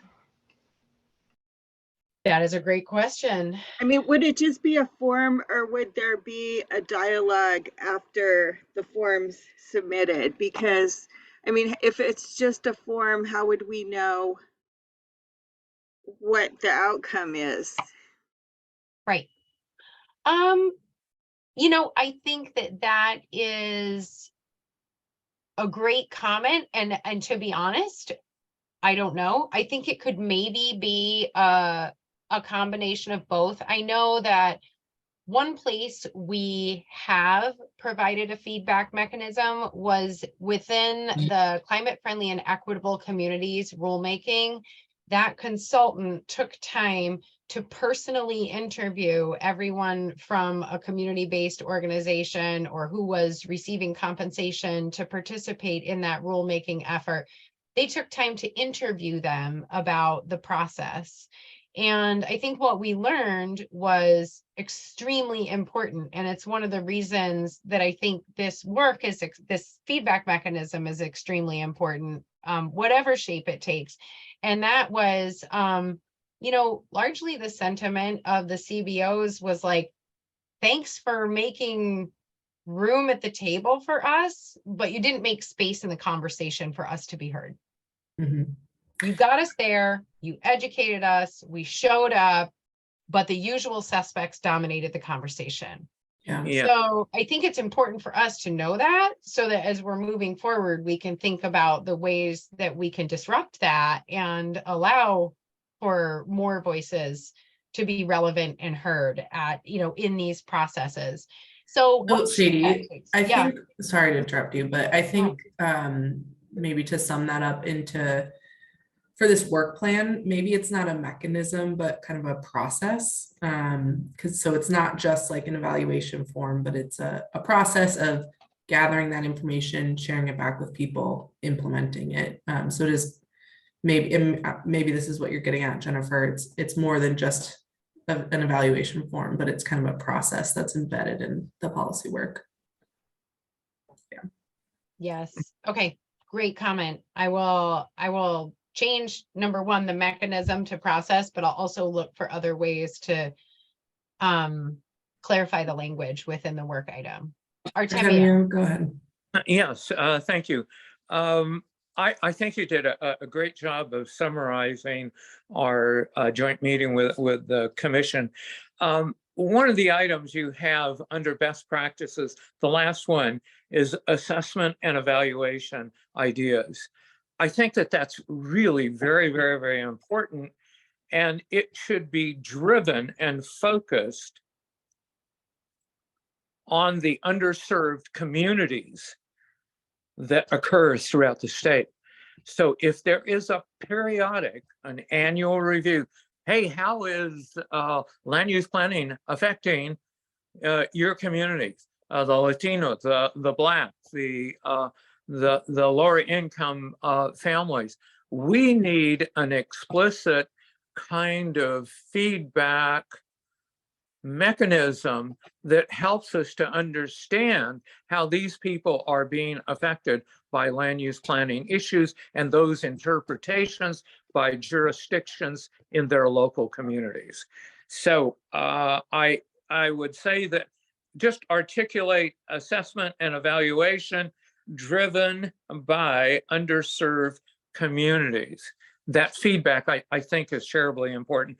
The issue that you referred to on integrating land use planning issues into K through 12, I think that social studies avenue would really work. And the final comment I have is that proposal on a panel conversation, the last item that you had under special activities, I think that there should be a minimum of 2 to 3 CIAC members that would also be a part of that panel. And maybe they are understood to be a part of that. I wasn't certain. That's all I had. Thank you very much. Hard work that you've done, distilling all of that conversation we had with the commission. Thanks, Artemio. Appreciate that. Are there other points of feedback on the work plan?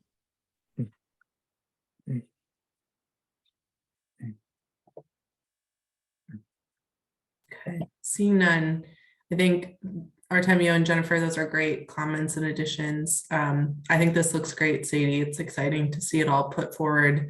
I don't think you're missing anything big. It is ambitious, so but I think streamlining it a little bit and thinking about it as a biennium work plan is a really helpful frame. I'm very excited about that because I think it gives us more time to do the work and less time coming up with this work plan. I mean, we have spent 2 meetings a year developing a work plan for the last couple of work plans. So Yeah. I'm excited to move away from that model. So we are running a few minutes behind schedule. So I apologize to my DLCD colleagues and to my CIAC members for just like steamrolling you with so much information this morning. I think it is a shortcoming of our meetings and I'm looking for ways to remedy it. But I would like to welcome Lee McElvain, who is our economic development specialist, to talk to us about Mass Timber Code and engagement update. So Lee, what I have written for our outcomes on this item is that our CIAC members are informed about the scope, scale, and outcomes of the community engagement opportunities available through the Mass Timber Project, and they understand how and when they can be involved in that work. So if that is not aligning with what you're planning to present to us, go ahead and correct me now. Otherwise, I'll give you the opportunity to introduce yourself and we can move forward from there. That sounds right, Sadie. And I think we'll probably know more by the end of the presentation. So I Okay. appreciate You're it. signed in as Chris Shirley, which is kind of funny. Really? Yeah, I think so. Unless Chris is No, here. you're here as Lee. Chris is also Where's here. Lee? Thank you, Leah. Where is Having Lee? an I identity can't- crisis. Yeah, I no. can't see her. Looks fine Okay. to me. Am I on camera? Okay, very good. All right, I'm going to try to share screen and hopefully that'll come up as the right person too. Sorry, Okay. Sadie. No, I don't know what's up with my view here. Okay, does everybody have my slideshow on screen? Yeah. Yes. Oh, Except You for do. And Sadie. now I see you. I was just Okay. confused. Good. All right. Well, it's great to meet everyone. Sorry if I missed introductions this morning. I am usually double booked on Friday mornings, but I'm Lee McElvain. I serve as Economic Development Specialist at DLCD, which means that I provide technical assistance to communities throughout the state, generally on employment, lands, and economic development issues. And today I'm going to share with you an overview of the Oregon Mass Timber Coalition and a large federal grant that we have received from the U.S. Economic Development Administration, which you'll hear me refer to as the EDA. And you might also hear me say OMTC, that is shorthand for the Oregon Mass Timber Coalition. So please just interrupt if I'm starting to acronym you too much. So the Mass Timber Coalition is a consortium of state and regional government agencies and research universities. On the state agency side, the coalition is comprised of DLCD, the Oregon Department of Forestry, and Business Oregon. And then the Port of Portland as a regional special district is also a founding member. And then on the research side, our members are OSU and U of O, which work together on mass timber projects through the Tallwood Design Institute, which is an academic and research institution that is funded by the state and by the federal government. Just a quick background on where the coalition is coming from. We have sort of evolved organically from the region's designation as a manufacturing community under the EDA's Pacific Northwest Manufacturing Partnership, which was a federal program before my time, but with DLCD. But I want to say it was maybe 7 or 8 years ago that some of these original partner agencies started to form relationships with each other around supporting manufacturing as an economic development cluster.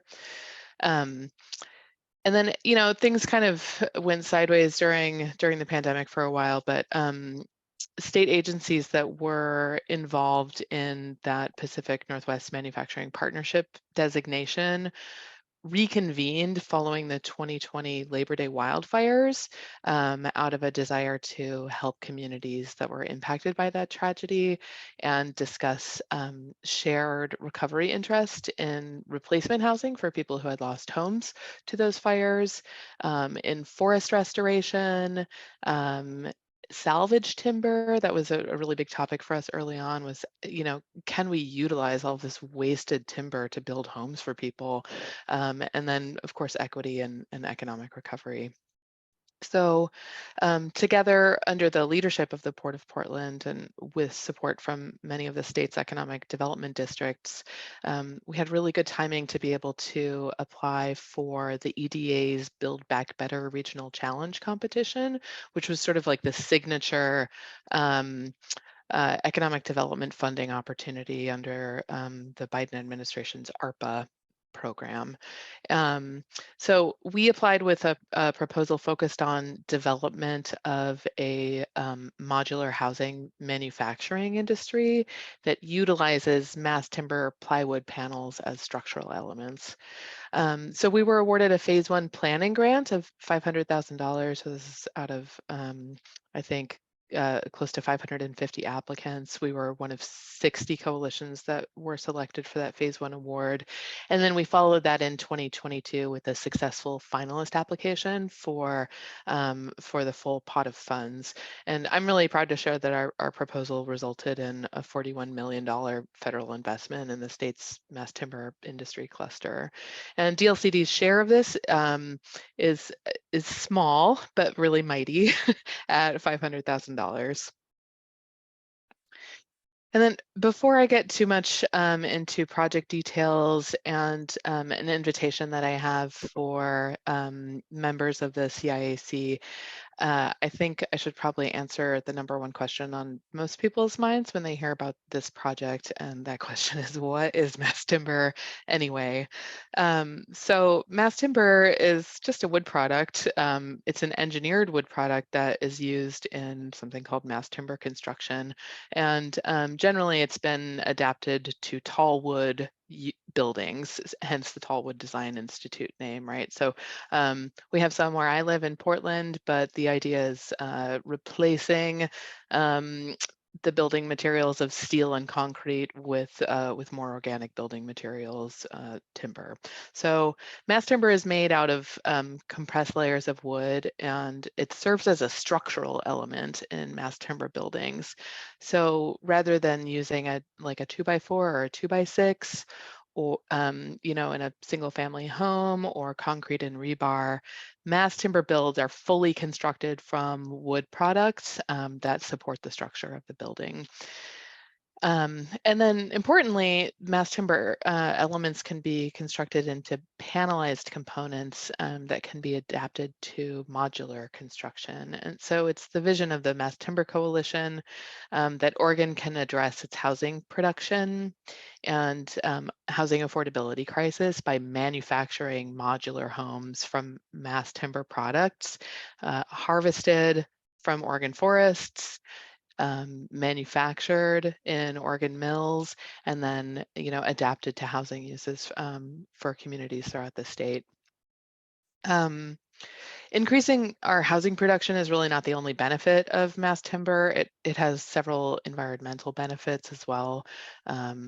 First, the product can be manufactured from smaller diameter trees, which allows us to engage in forest restoration work that ultimately will increase the timber supply, but also wildfire resilience of our resource forests, right? By sort of thinning out some of that smaller timber and fuel that causes such catastrophic wildfires now. And then secondly, mass timber captures and stores atmospheric carbon rather than emitting it like concrete does when it cures. So it's a really important climate tech innovation.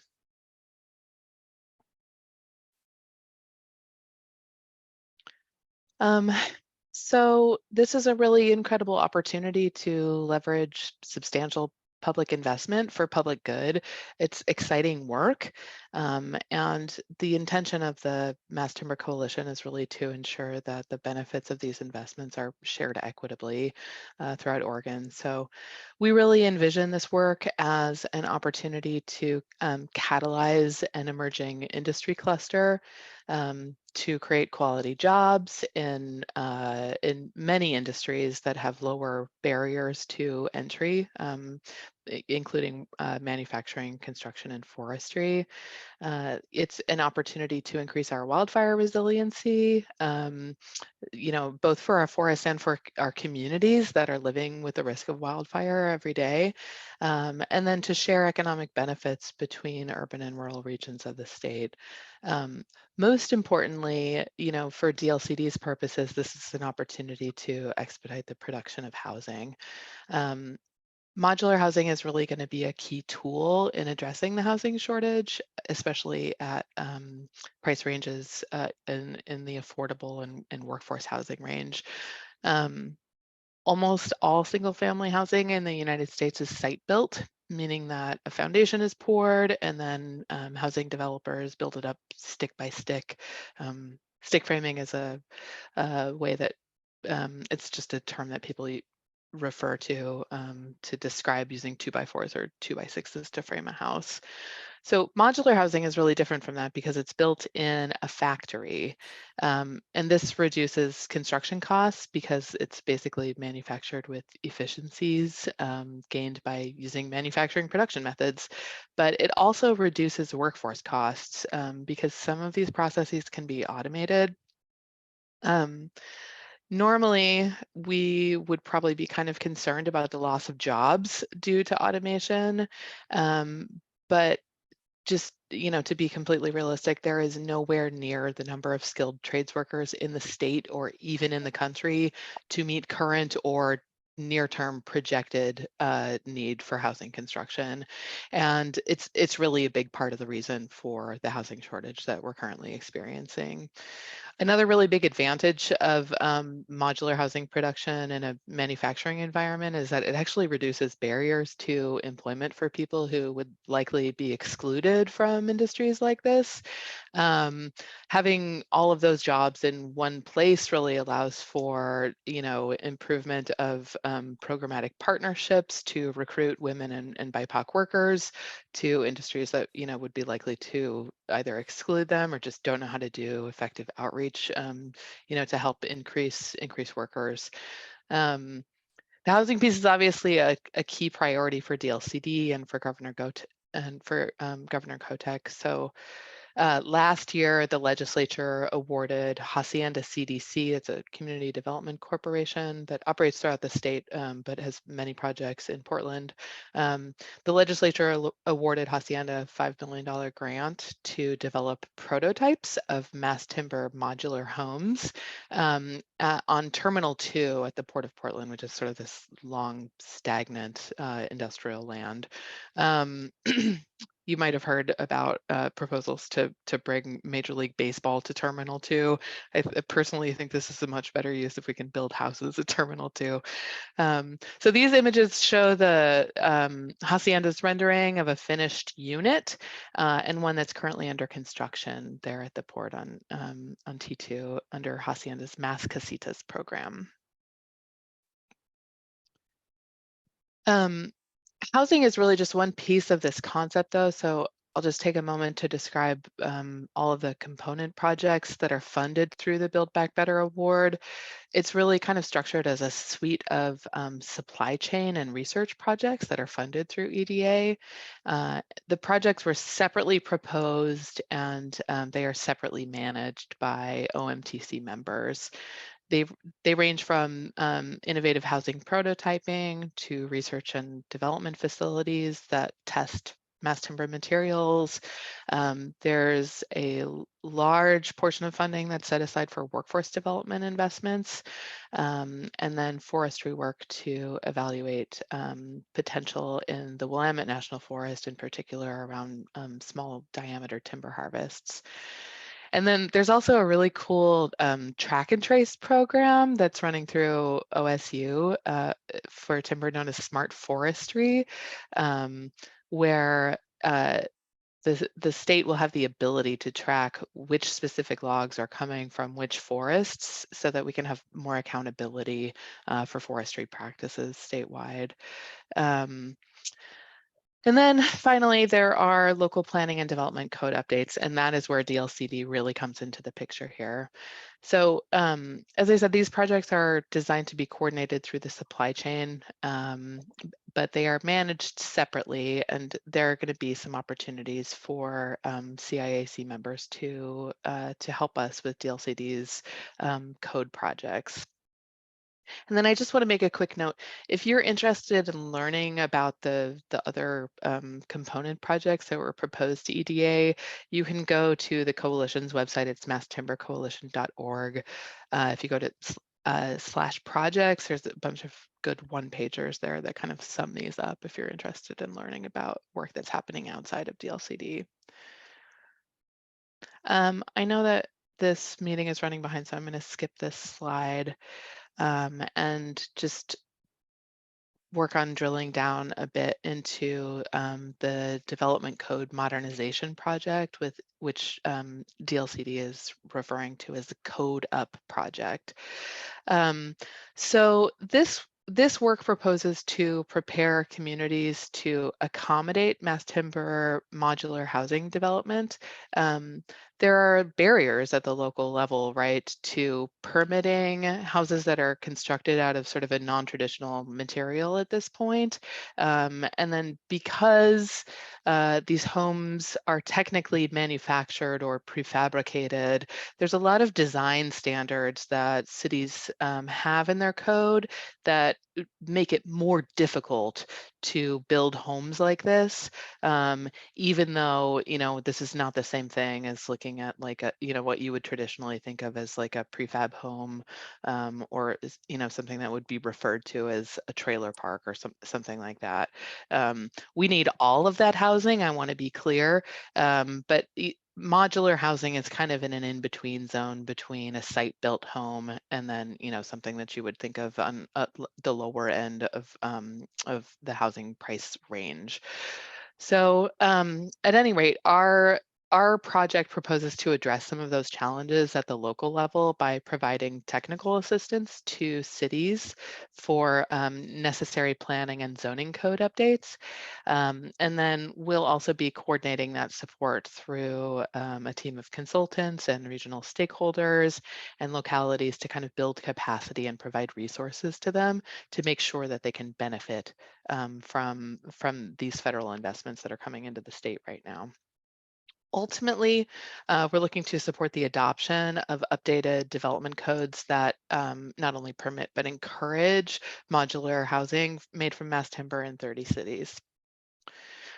So our goals here are really just to create markets for that modular mass timber housing by removing barriers in the code.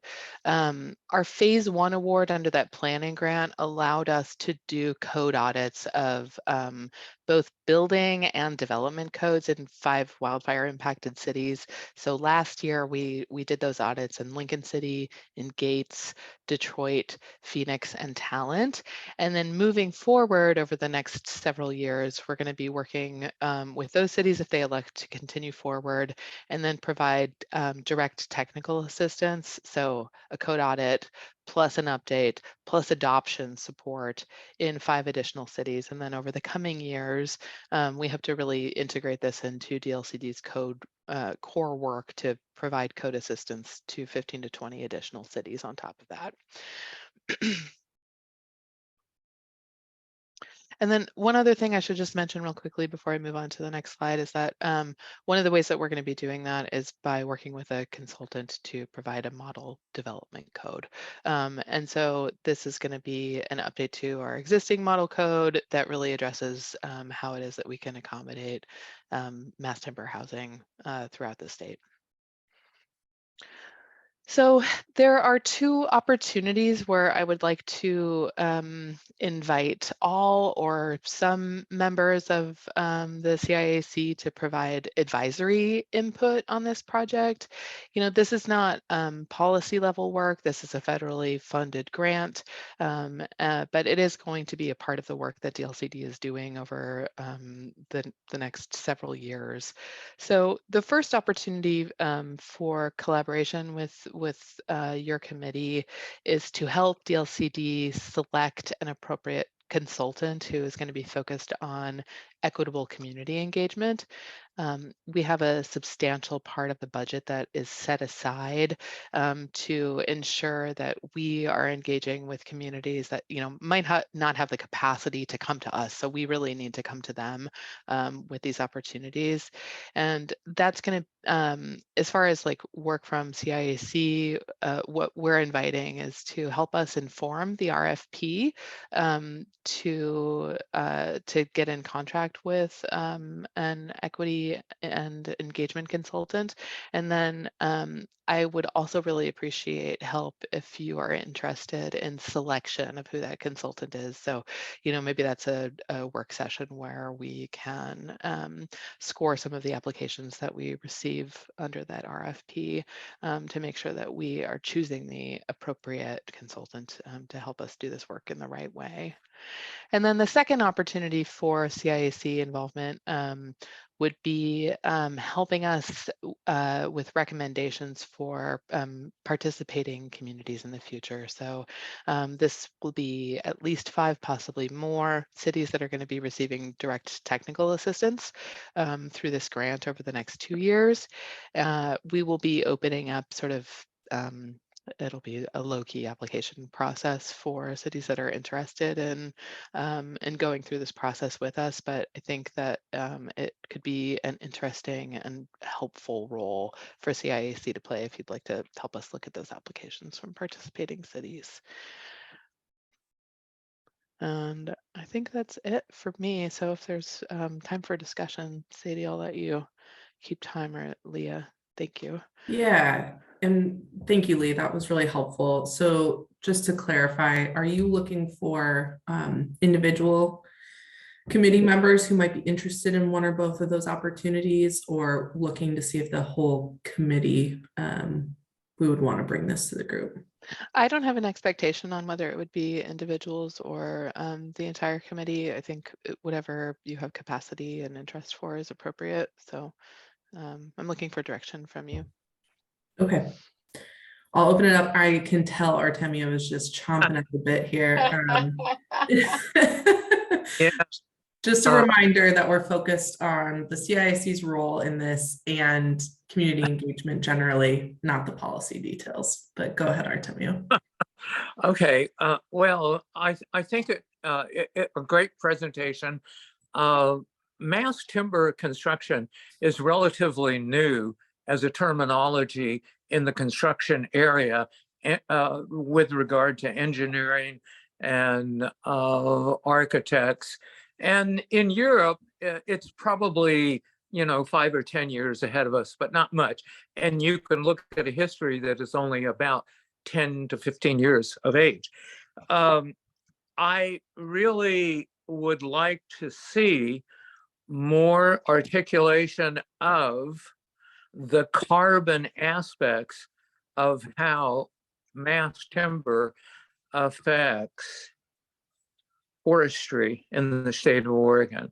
So as I look at some of the graphs, I would like to see a graph that tracks carbon sequestration in ecologically well-managed Senate Bill 530 forestry and the mass timber profile.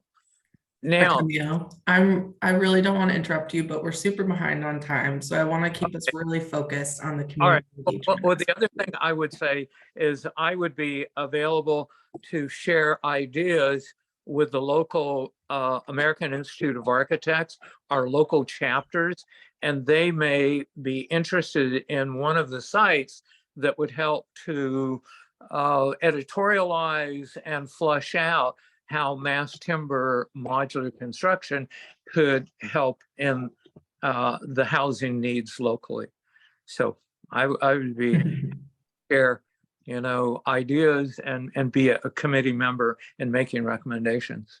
Thank you. I appreciate that offer. I think that in addition to the two defined opportunities that I shared, we can always use advocates for this work in the community. And so I appreciate your support and your interesting ideas, Artemio. Yeah. Okay. Thank you. Thanks, Artemio.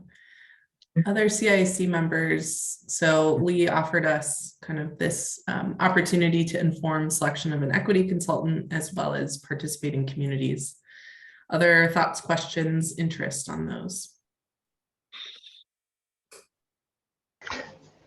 Can you just clarify? So you're saying about the equity consultant, you're not talking about the whole consultant for the rules or anything like that. You're just talking specifically about the equity portion? Yeah, that's a great question. Thank you. So to clarify, there are a couple of contracts that are going to be created out of this budget. One is a planning contract. So this is subject matter experts on local development code, building codes, mass timber construction. So they're going to be doing code audits and evaluations and updates in participating cities, but we really also want to make sure that we're getting the word out about this in the right way. And that also means not just, contacting or working directly with cities with lower capacity to engage in a project like this, but making sure that local stakeholders are providing input into those planning processes in participating cities, right? Because we want to make sure that any housing that is going to be resulting from this is meeting the needs of the people who should be benefiting from it at the local level. So that is the role of an equity consultant, which will be separate, but working closely together with the code expert consultant.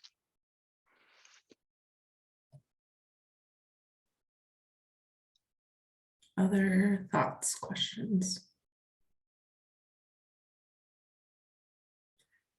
So Lee, I guess I would just say, if you were on for our work plan presentation, it's pretty full.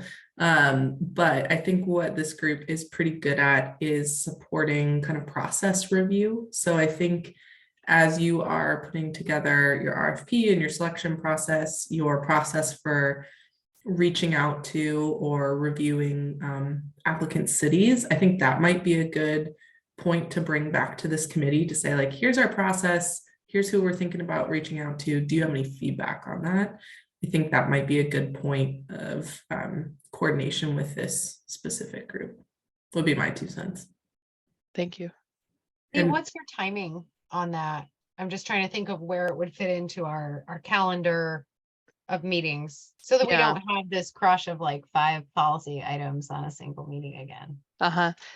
This is pretty quick turnaround on both of the items that I brought here. So we're looking at finalizing the RFP and making an equity consultant selection over the next 2 months. So hopefully wrapped up by June.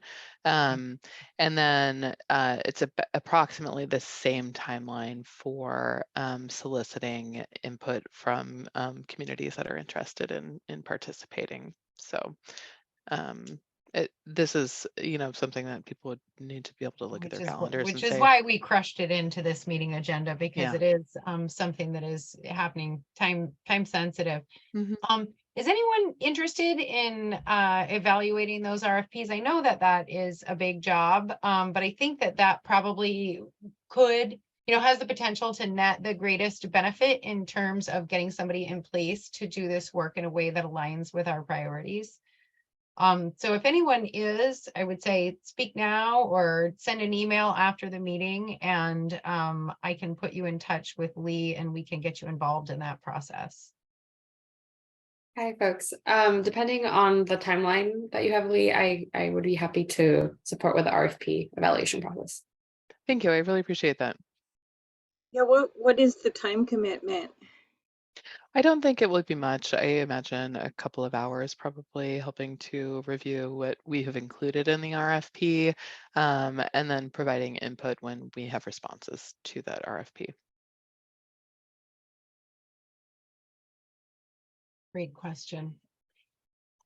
All right, so we've got one CIAC member interested. And again, I will send out kind of a follow-up to this meeting with just the questions that have come up and figuring out where people's interest lies or where they would like to be involved, just to give you a moment of pause to consider some of what we're learning and thinking about in the space of this meeting, because I know it's a lot of rapid fire. Well, thanks for having me. I put my email in the chat. If anyone has further questions about it, feel free to just reach out directly. And yeah, I wish I could join for the rest of your discussion today, but it's a busy time. Thanks for joining us, Lee. I appreciate the Thank time. you, Lee. Thank you. Okay, and moving right along, though not in timely fashion, I apologize to both groups. We have review of our climate-friendly and equitable communities rulemaking. So this is corrections and changes. Who do we have with us to discuss? Hi, Here's this is Hi, Matt Kroll, here to talk about this one. Are we ready to go? I think we are. And this is, I will just offer my CIAC members some comfort because you have learned about the CFAC work in the past. And this is a small set of changes and corrections to what already exists in rule. So it is a far smaller effort than what has been undertaken in the past. But I will let Matt provide the rest of the updates on this. Thank you, Matt. You can take it away. Yeah, you're absolutely right. The rules, a set of rules were adopted back in July of 2022. And I think that we talked with this group as that process went through. Since then, we've been issuing a lot of guidance documents to cities and counties. We've had some grants to cities to study areas that would become the climate friendly areas, or that probably in many cases already are largely the climate friendly areas, but need to be designated and analyzed as such.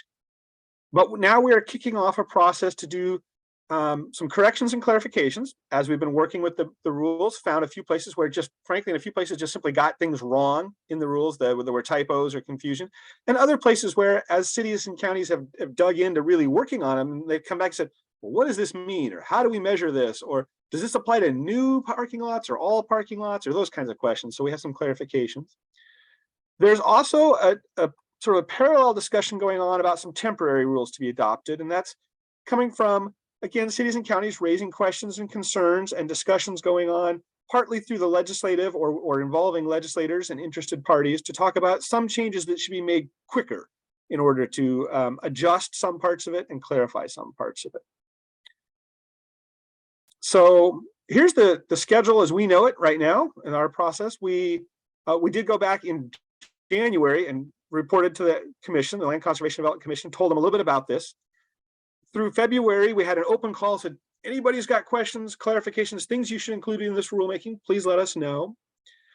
At that time, we didn't know that there was going to be some temporary rules, but now, as those other discussions have progressed, we are now proposing, staff will be bringing a set of recommendations at the April LCDC meeting for some temporary rules, and then initiate take everything that was in the temporary plus a broader range. I don't want to say it's not, these are not exactly the same. There's overlap between these two, but it's not the same. April through June, some rulemaking advisory committee reviews of the set. And this is where I think your committee here today can help us get some ideas about who would be involved in that process. July, a public hearing, some written testimony through maybe August or September, still working on those dates. And then in November would be when the actual vote would happen in front of LCDC. So far, this is the list of groups and interests that we would put on that rulemaking advisory committee. And I think this is also in the memo that went out. So hopefully this list looks very familiar. And I think this is the part of the conversation where I kind of stop talking and open it up. And if there's suggestions or ideas from this committee. Yeah, thanks, Matt. And thanks for keeping it brief. I'm sure you heard we were running a little over time, so that's helpful for us. Do folks have initial thoughts or questions? I think Matt's big takeaway here is any ideas for the rulemaking as well, or feedback on that.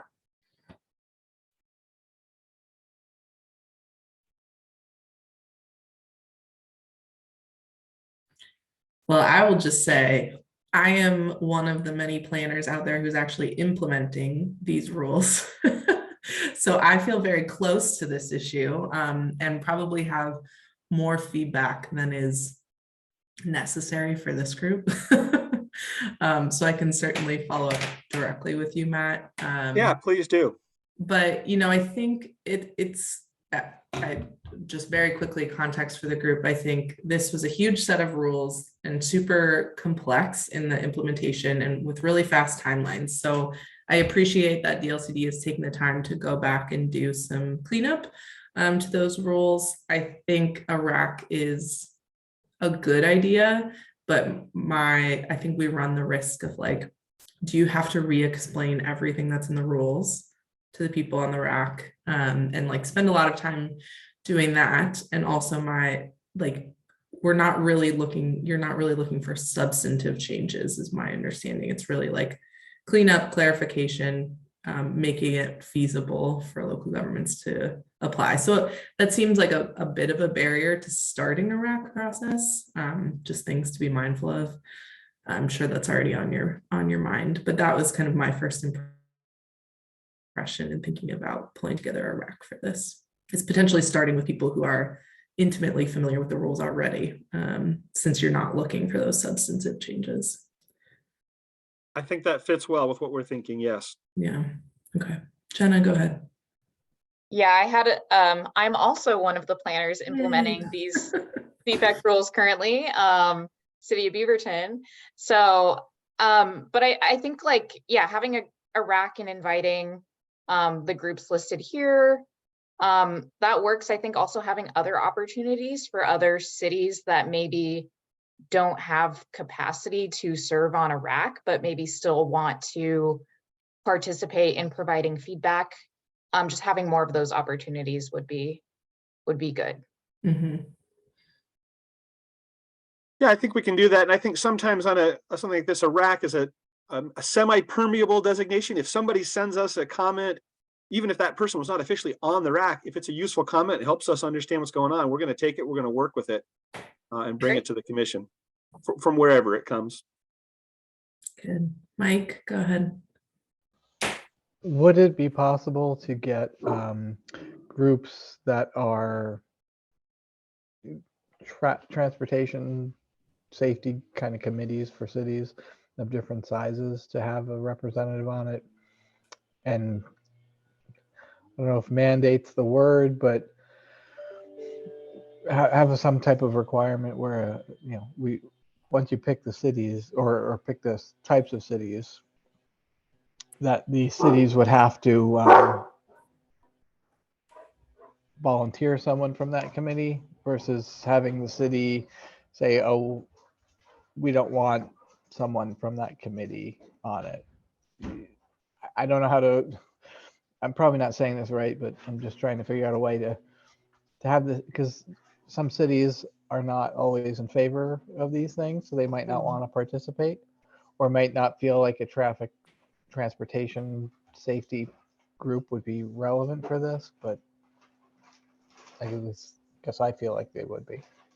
Thanks. I think safety is an important part of it, and I think we could be more explicit about looking for some safety interest on here. It gets trickier when we're trying to tell the cities who to send as their representatives from it a little bit, but I think the idea that safety it's not on that list right now and that we should look into that's helpful. Thank you.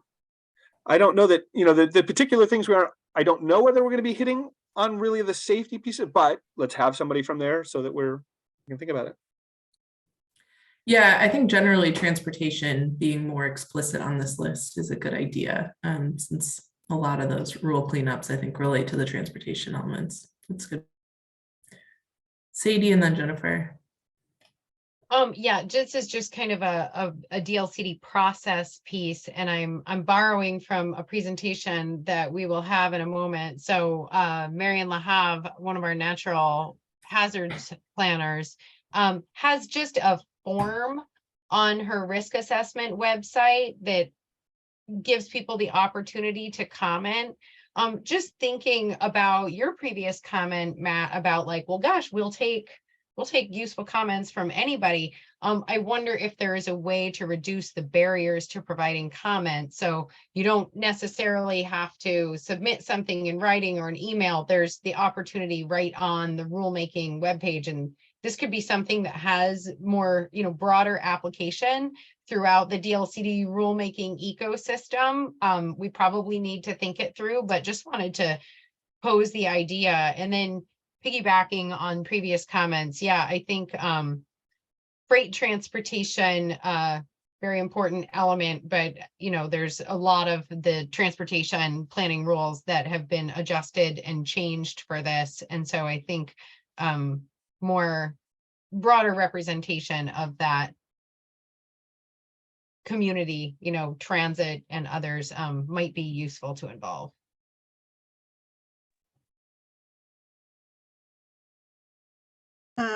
I was in a meeting the other day, and I think I heard a tidbit that the Oregon Just Transition Alliance has a transportation justice campaign, possibly in the metro area. So you might want to reach out to that organization for as far as an advocacy organization. Thank you for that. That's helpful. Okay. I just had one more thought, because I remembered some specific public comments we received in Beaverton from the school district.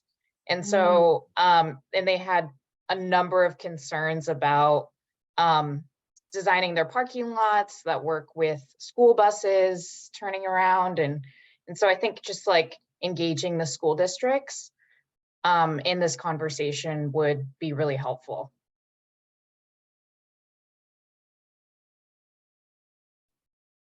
Excellent. That's an interesting one. Yeah, school districts and buses and parking lots are bringing them in for some of the, again, I want to see if we're working on any of those sections. If we are, definitely. If not, that might not be as much, but thank you. I've got that school districts on there. Yeah, and I'm happy to share their testimony too, if you don't already have it. I think Evan I don't know that have I it. have. It's maybe somebody else has, but please do send it to us. Yeah.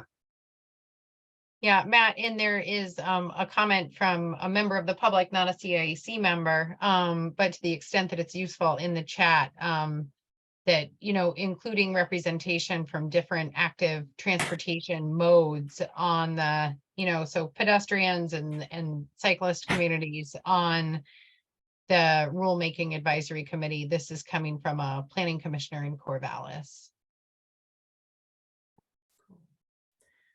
Thank you, Matt. I will definitely follow up via email with some more detailed comments for you as well. But thanks for coming to us with this.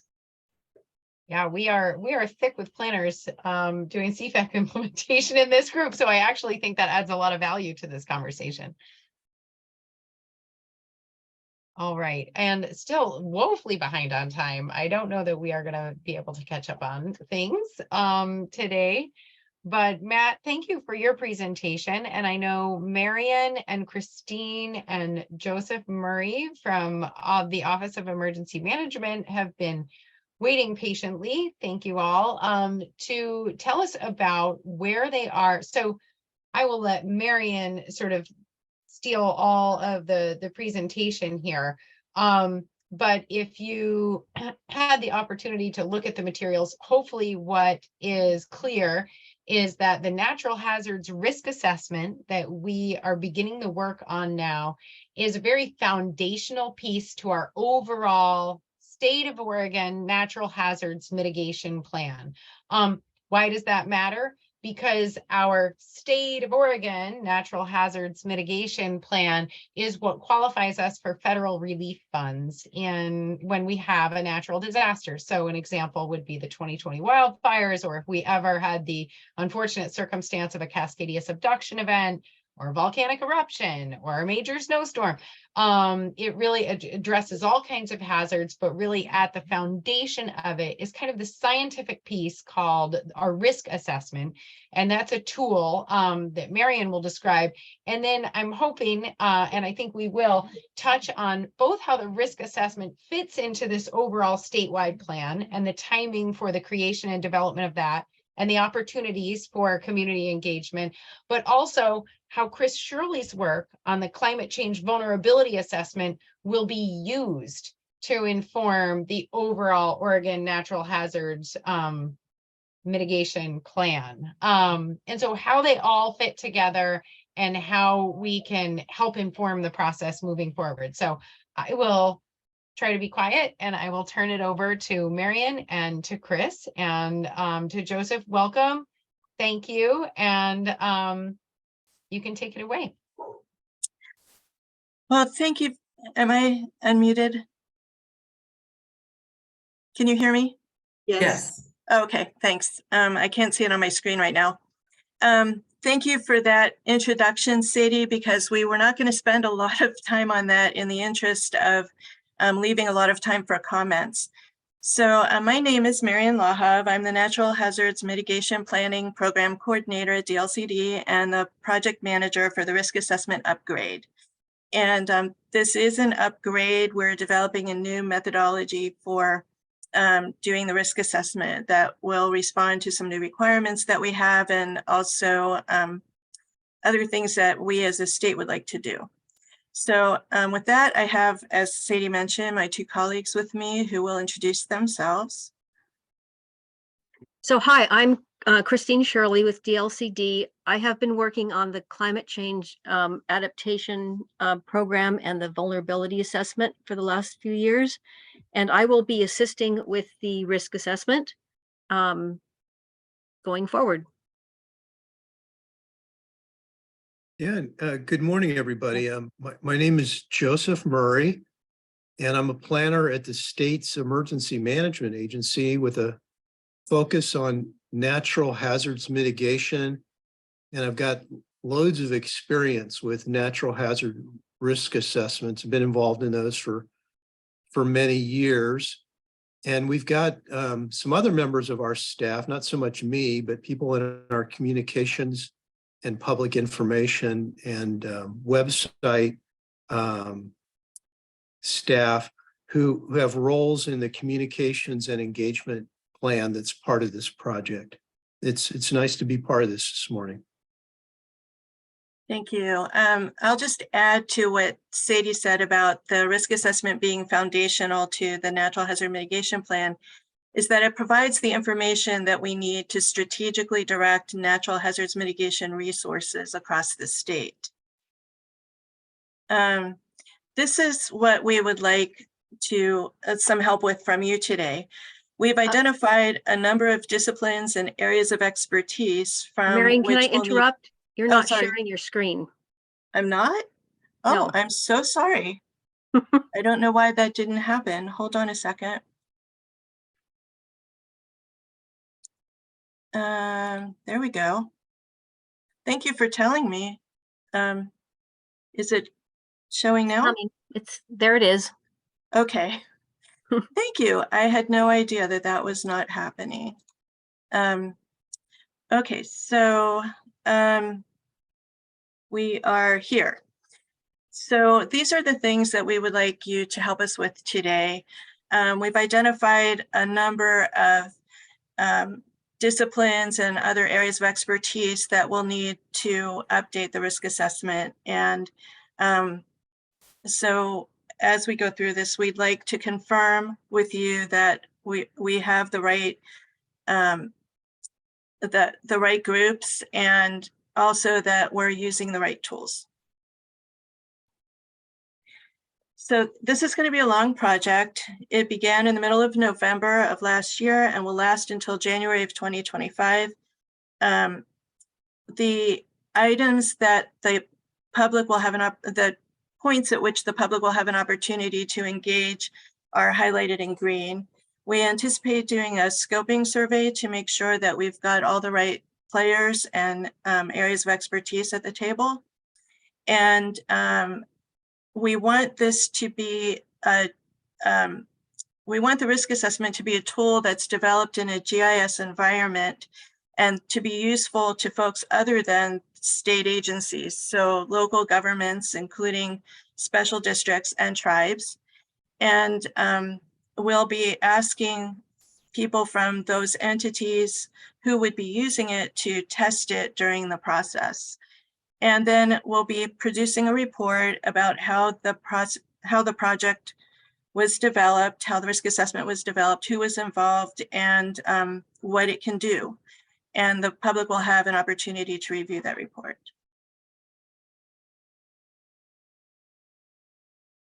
Okay, Joseph? so Joseph, yes. One of you? Yeah, Joseph. yeah, thank you. Yeah, thank you. I'll take it briefly here. So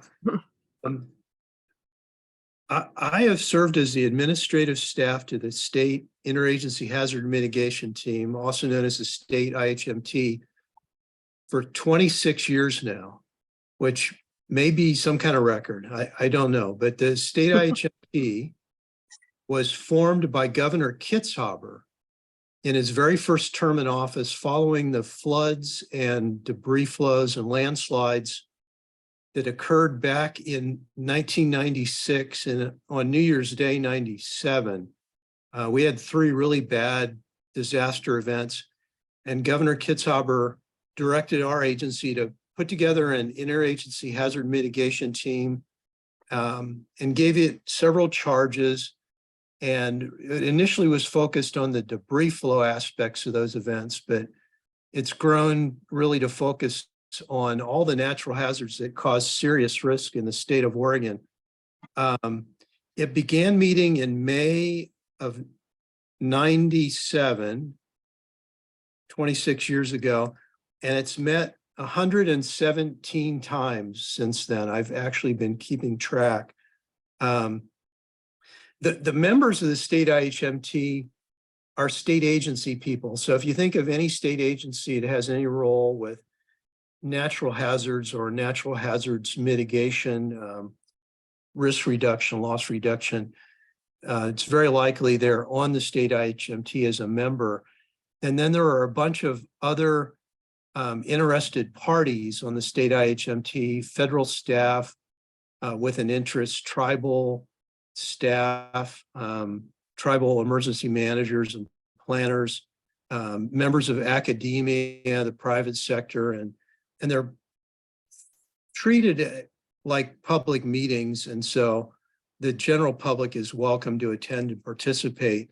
The state IHMT meets quarterly and has got a really long record of being involved in risk assessment work. And the risk assessment work group will advise the state IHMT, which will function as a staff body for the project. And then the state IHMT in turn will provide advice to DLCD and to our office on this project. I think that's all I want to say and probably have time to say. Thank you.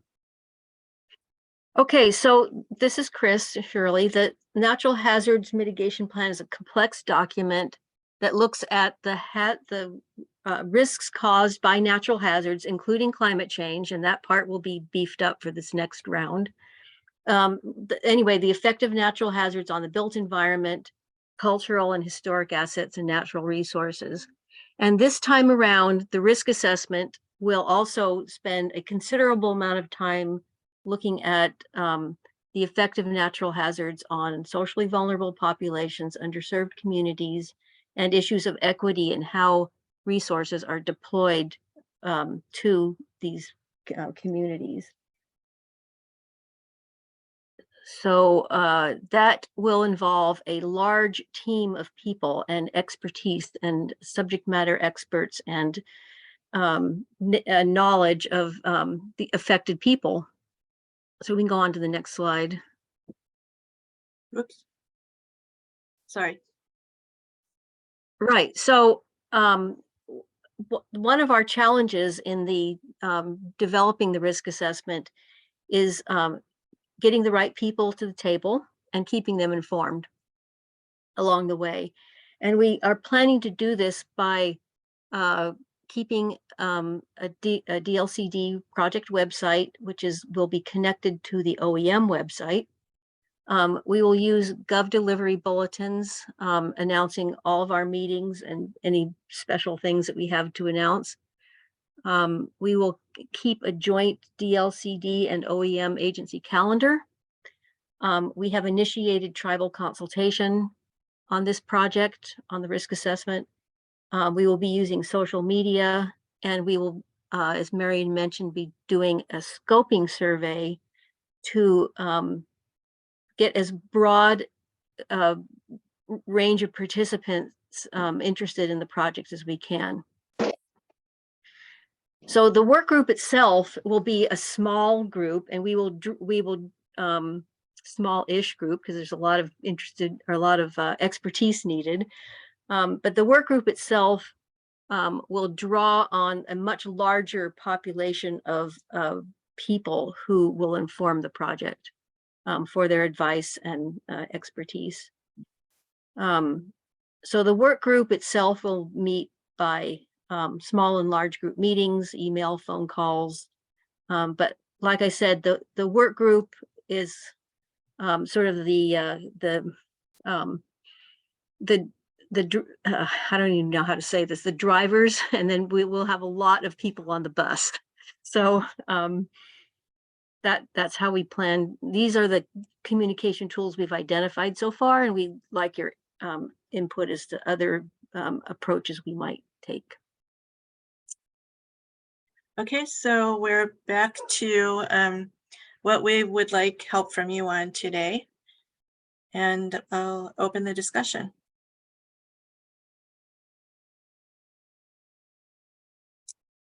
Yeah, Mike, go ahead.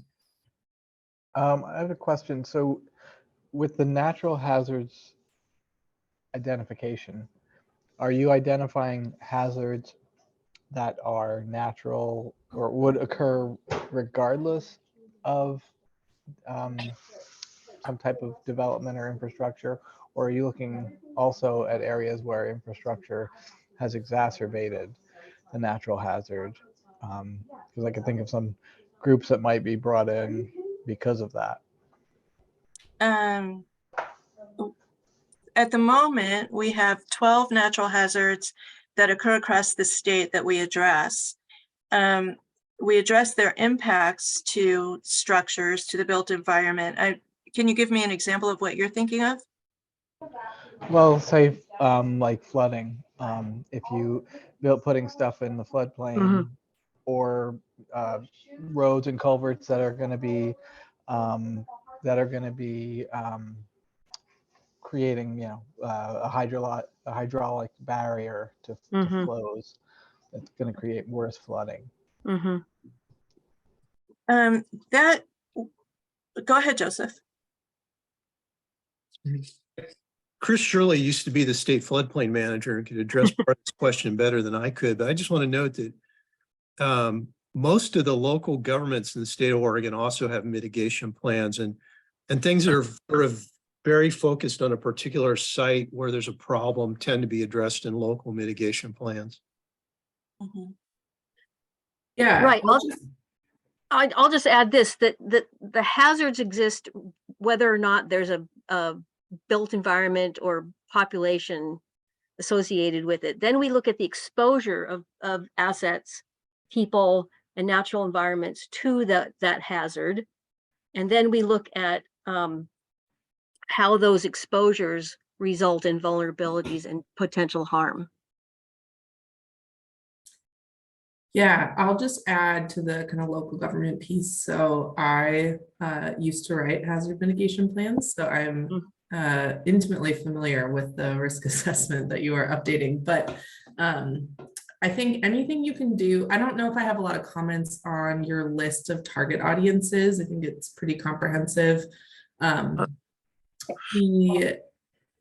tools that you use for engagement, I think the more you can think about streamlining any duplication that happens at the local level, there are, as you all know, specific requirements around engagement for local governments updating their plans. And I think the more local governments can look to your risk assessment and use the information you gather at a statewide level, that's super helpful since these plans are pretty arduous for a lot of small communities.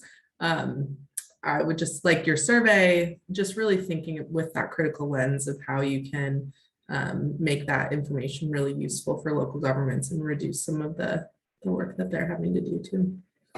Yeah, Lee, that's really great to hear, because our intent with putting it in a GIS environment is so that the local governments don't have to do the primary legwork on gathering up information about hazards, exposure, and vulnerabilities. Yeah.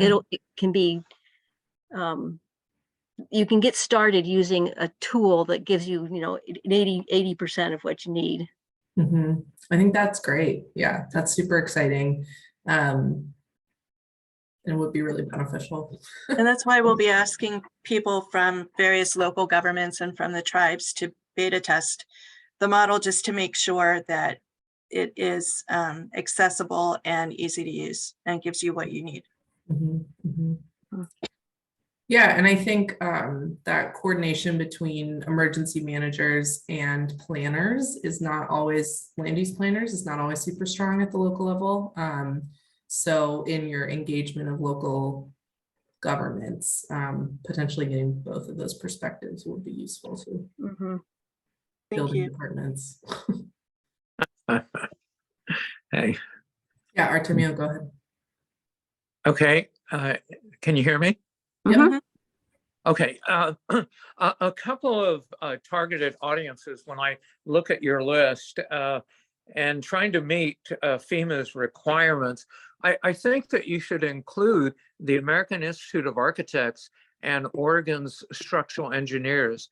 In '93, when the earthquake occurred down in Klamath Falls, I was there assessing buildings for their suitability for operational use, because they had experienced different levels of earthquake damage. However, I was working in conjunction with structural engineers that just specialized in that assessment, and we were talking directly to FEMA at that time, just coordinating how you evaluated the safe nature of those projects. So I would think that you would want to add them, the architects and the structural engineers, as your primary target audience as well. So thank you. Thank you. yeah. One other thing that made me think of Artemio is I'm not sure you have local elected officials on your list. Is that fair? TD. Oh, that shows up. I wasn't necessarily asking you, Artemio, but the staff. Yep. Yeah. That's a good thing to check. Thank you. Yeah, just I know a lot of local governments really struggle getting buy-in from local elected officials that these are things that we should be investing in, that mitigation is important to put resources towards. So potentially having that voice on a state level committee would be really useful. Yep. Great, thanks. Jennifer, go ahead. Yeah, I just had a question about Chinook Nation. They get left off of everything, and they're still, they have a tribal government just because they're not federally recognized.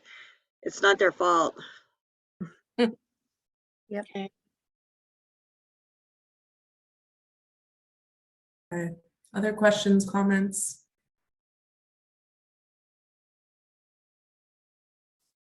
Well, thank you all for joining us, and sorry to squeeze you a little bit on time. We appreciate your patience as we're trying to get caught up on our agenda. No problem. Thank you very much for having us. We're pleased to be here. Thank you all. Have a good one.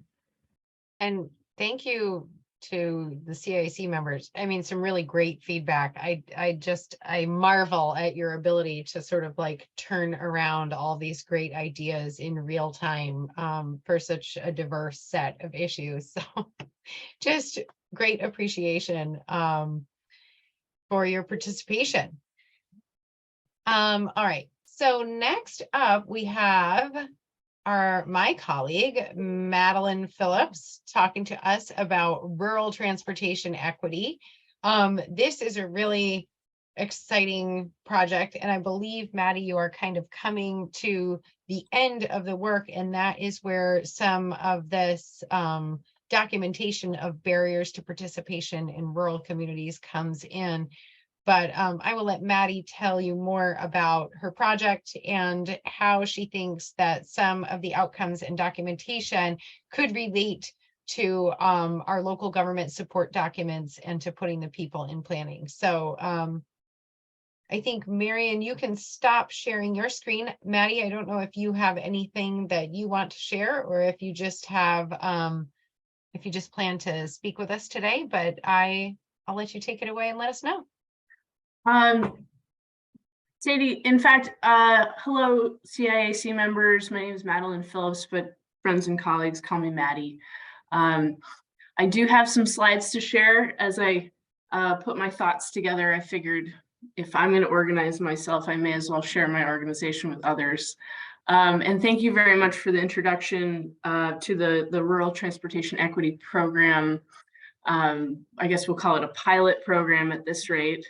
And just to, I guess, marking some time, this is coming up on my 1-year anniversary with the department next week. So you'll see some work that has materialized in a very short amount of time, but perhaps will have some impact. And I guess my ambition in talking with you all today is to think about how some of the work that I'm doing and some of the lessons learned that we're hearing from in rural spaces can complement the work that you've all prepared, as Sadie mentioned, around putting the people in planning. And I did notice in listening into earlier parts of your meeting and some of your work plan coming up that you will be exploring more about how to engage at the local level in particular, and how some of the work that you do in terms of sharing guidance documents with local planners can help influence and inform some of the ways they engage, particularly with underrepresented and disadvantaged folks. So let me go ahead and start my PowerPoint presentation, and I'll just share a brief overview and be as brief as I can be, in respecting that I know you've been on a marathon so far today. One moment here.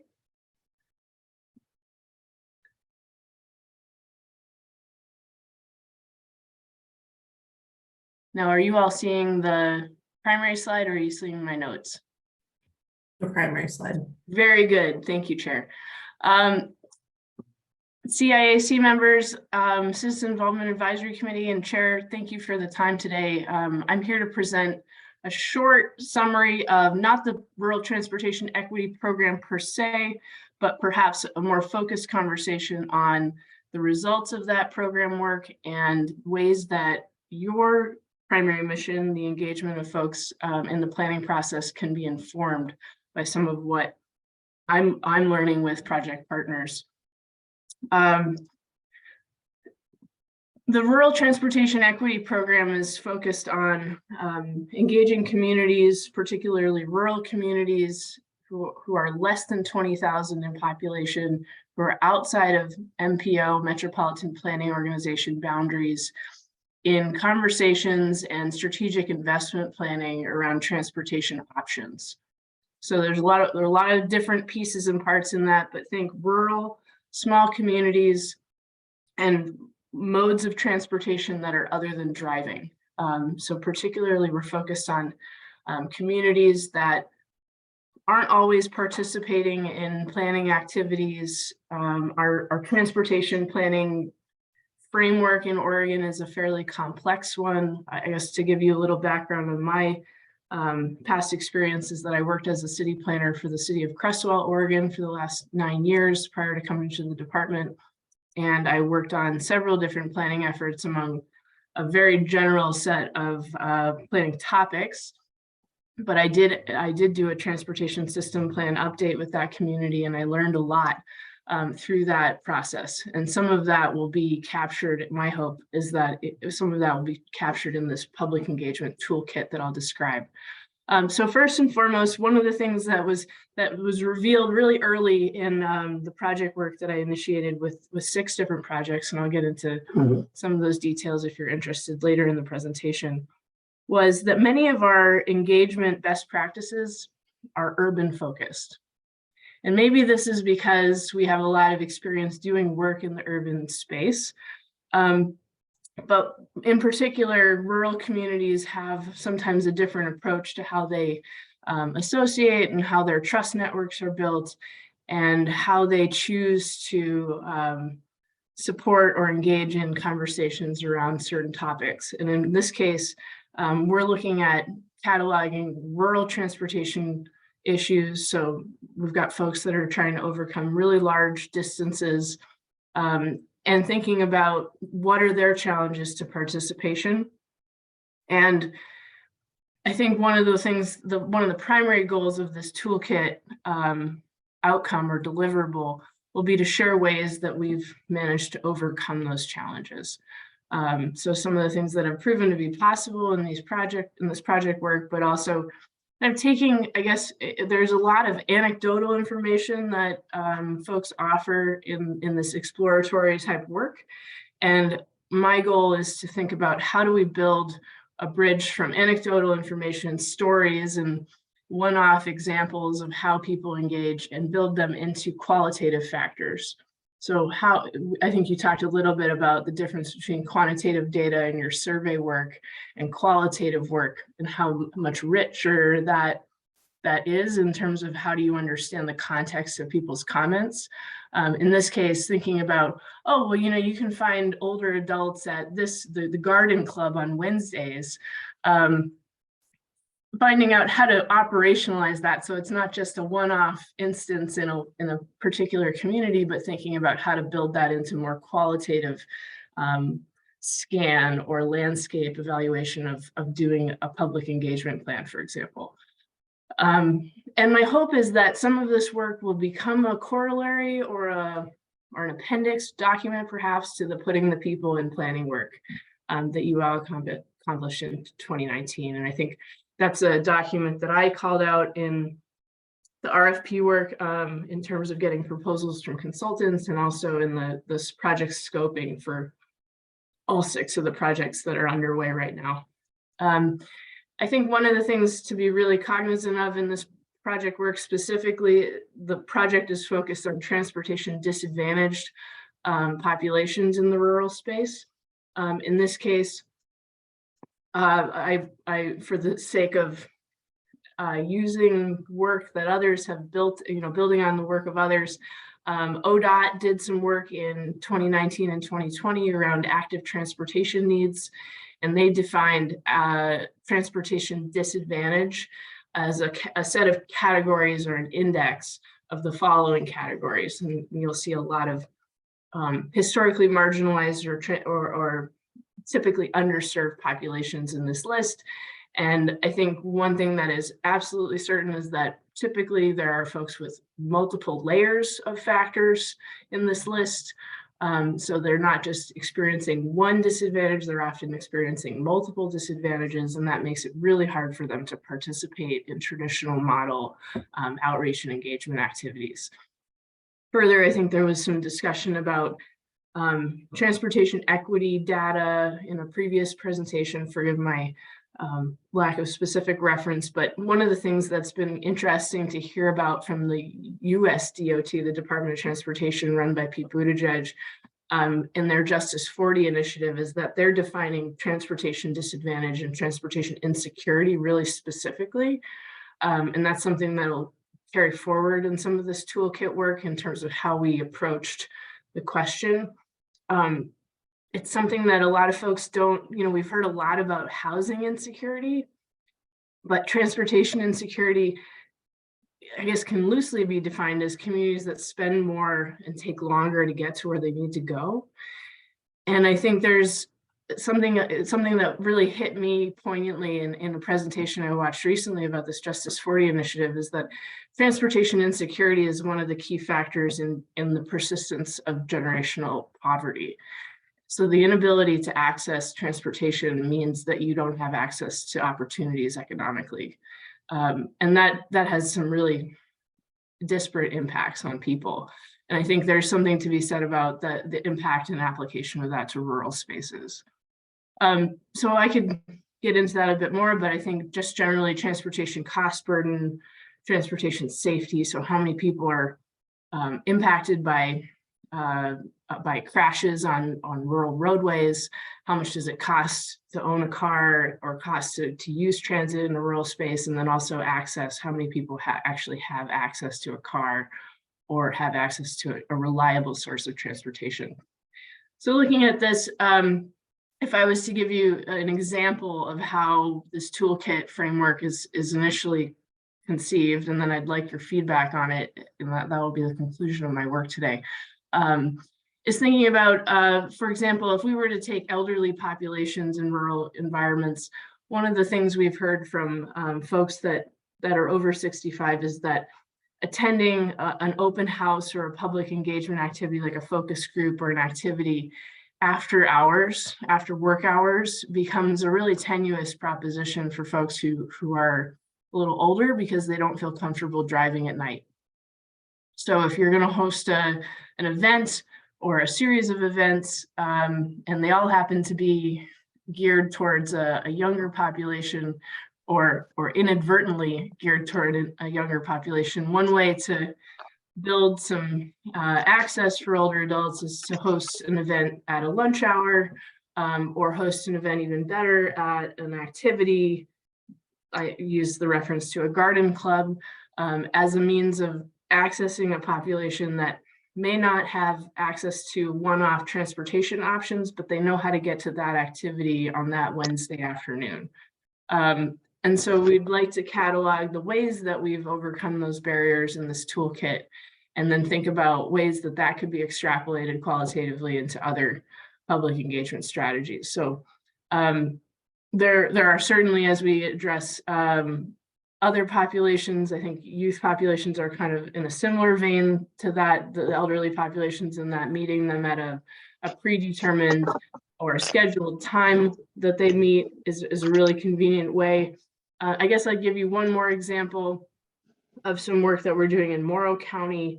It's recognized that folks who don't speak English as their first language, or who have they don't identify as English speakers, sometimes they don't feel comfortable participating in survey work in particular, whether it's filling out a form or using an online interface to fill out a form. There's a lot of trust issues in that. And one thing that we've realized in the partnership that has been built around that project in Morrow County is that we're asking a community-based organization who specializes in public engagement with Latinx populations to actually call folks and administer the survey verbally. And this helps folks participate and engage in a way that they feel, one, that they trust the folks that are calling them. They're part of a trust network that they've already engaged with before. And then secondly, they're not filling out a form that might violate some of their trust concerns.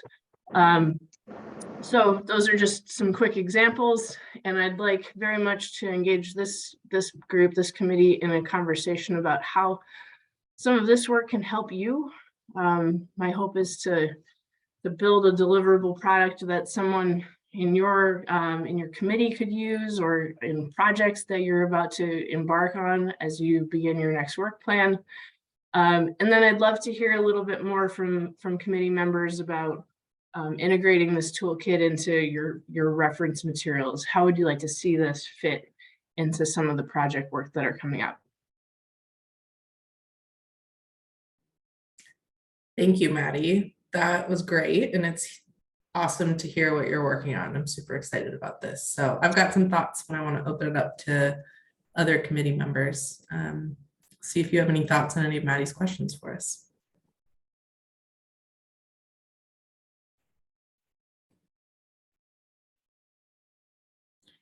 Well, I can kick it off and just say that I think you're right. A lot of our community engagement best practices do tend to focus on urban settings. And so I think it's awesome that you're bringing the rural lens to this. And I think all of our guidance materials would really benefit from thinking about the setting that you're in, if it's urban or rural, and what we can learn across both. One thing that resonated with me is, and I think this is a principle no matter what type of community you're in, is meeting people where they're at, right? So going to that activity, going to the senior center, that is relevant, I think, in both urban and rural settings. So, and something that I think you were on for our work plan discussion, one of the pieces we'd love to pull together to supplement the putting the people in planning is working with community-based organizations. And I think the work that you're doing is perfectly relevant to that, to say, how do you support and partner with community-based organizations in rural and urban settings to kind of meet people where they're at and facilitate kind of that access for whatever, breaking down whatever those barriers might be for the population. So I certainly think a lot of the work you're doing would inform that community-based organization kind of add-on piece. Sophia, I think I saw you had something in the chat. Yeah, sorry, I think I got a little confused with like the set of questions you posed at the end and then like the toolkit.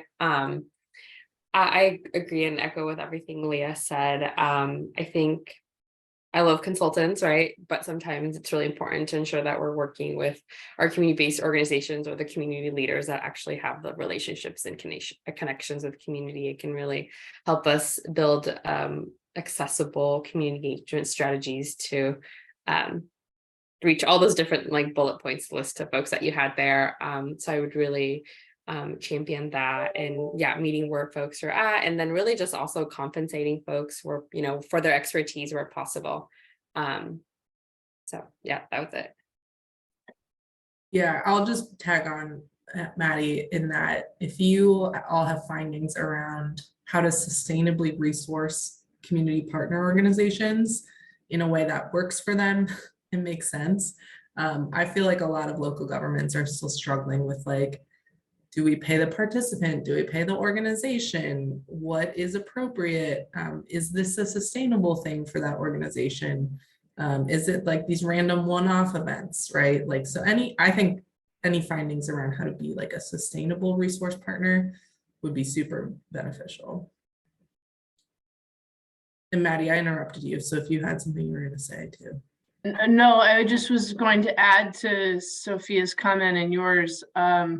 One thing that I guess just an overall finding that you'll hear more of if you tune into the LCDC meeting in April is that we have a lot of resources coming out of the state level to serve rural communities. And I think trust is a huge barrier to public engagement in those spaces.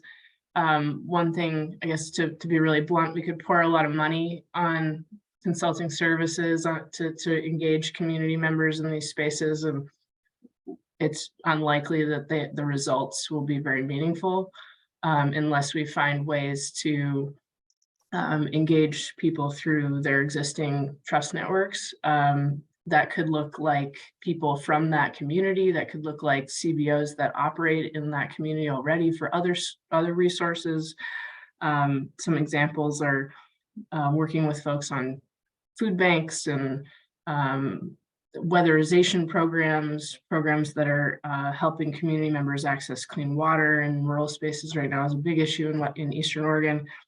And I think what I realized in serving some of the projects out there is that we needed something else, another model. And so I've been building a relationship with the folks at Eastern Oregon University to try to think about building a service learning model, students that are from Eastern Oregon, and ask them to go out into the community and do focus groups and ask questions. People from those places, they know each other in ways that are intangible. And as I said to the EOU deans not a week ago or so, that you got to grow kids from this dirt and have them do planning work. because there are a lot of people, a lot of communities out in Eastern Oregon that lack access to either professional services or employees. And they still have to comply with all of our statewide land use planning goals. So we're just, this is kind of an ongoing conversation that has a lot of dimension to it. And this is just one little slice of it. But please, Mike, I would love to hear what you have to say. You mentioned that these communities are outside of metro planning organizations. So how is it that they're, moving those ideas to some grant funding or some other organization? Is it through regional solutions teams? Do they have kind of their own little planning, non-metro planning groups? I think generally, Mike, you can assume that a lot of these communities are substantially underserved when it comes to financial resources. So MPOs, metropolitan planning organizations, bring, at least in the transportation world, bring communities a lot of funding directly, formula funds for a lot of different services. In rural spaces, if you're not part of an MPO, you lack two things. One is the formula fund capacity or access, and the second is the organizational structure that helps you get that funding. And so, for example, in places like Morrow County or Wasco County, where there is not an MPO, but there is a significantly large population center, the Dalles or Hood River, in Boardman, Oregon is a pretty substantial population center too, at least for industry. They have to go ask. So they have to mobilize their staff to ask for discretionary funds. And that puts them at a different level of advantage. Please. Artemio, go ahead. Okay. I would like to make a comment. Maddie, great presentation. You cite that trust is a huge issue and that you engage existing networks in cultural groups. And I think that's great. However, as a designer, as an architect, as a planner who has dealt with certain communities, I have found that most communities, even existing communities that are underrepresented, do not understand land use planning. And when you show them maps and layers of information on housing or wetlands or parks, it's very abstract. It's two-dimensional, and you're asking them to do a heavy lift. And I can tell you, it's the same heavy lift that Michelangelo used in the 15th century. We need to do 21st century three-dimensional modeling. You do a three-dimensional model of the urban community, and you do a fly-through, and that bridges the language barrier. People understand where you are and how you move through. And you can show them a wetland, a river, a forested area, a housing area, and how the future housing might move into some of these areas, because it's a three-dimensional, visceral experience. It bridges language. And also, if you look at SketchUp and other three-dimensional models, you can engage the public schools. You can have fifth graders and sixth graders telling your story. And I think that you want to have multiple ways of telling your story that are easily understood, that become a part of your public engagement toolkit. And so I would recommend that you look at 2 to 3 pilot sites in the state that will collaborate with local schools or universities that will assist you with this model making that helps to tell your story in a deeper, more significant way to all populations. Artemio, you bring anyway. up some really great points there. In fact, some of the work that I have done in the past and will do with, in fact, the town of Lakeview. I failed to share who the projects are or where the projects are. I mentioned Wasco and Morrow counties. We're also doing a project in Lane County, town of Lakeview, the city of John Day, and the Confederated Tribes of the Grand Ronde. Super. So there's sort of a number of different model cases of different topic areas that all have different objectives that any city or small community or rural county could look at those projects and say, I see myself in that project and I could do that kind of work too. Yeah. Because I think, like you say, it's not about the words we use, it's about people having those visceral levels of understanding of what it is we're trying to accomplish. And we can talk about the minute, the fine points of defining public engagement for a long time and not reach very many people. I mean, we might understand in this room, but it wouldn't go much farther. However, people understand their communities and they understand what we're trying. If we give them a picture or an opportunity to touch and engage in a project. One example in Lakeview, they want to do improvements to 3 projects within their transportation system plan deal with crossing and pedestrian facilities around a school. And the primary question is, why are these projects the most important of all the projects in the TSP on our laundry list of projects? And one thing that they'd like to do is a walking tour where we put out little signs and we talk about, we're going to change the crossing distance of this crossing because it's unsafe for someone to be in the street for 15 seconds. We'd like to make it 10. You can walk through, see the little lawn sign and say, I understand now what a safety improvement is. And so those kinds of like experiential connections to what it is we're trying to accomplish. I mean, I can use all the technical terms that ODOT requires in their application, but I don't know if I'm going to reach very many people. Yeah. Good work. Well, thank you so much, Maddie, for joining us. I know we probably didn't get into as much detail as would have been nice, but we are 10 minutes over time. I think we've lost a couple committee members already.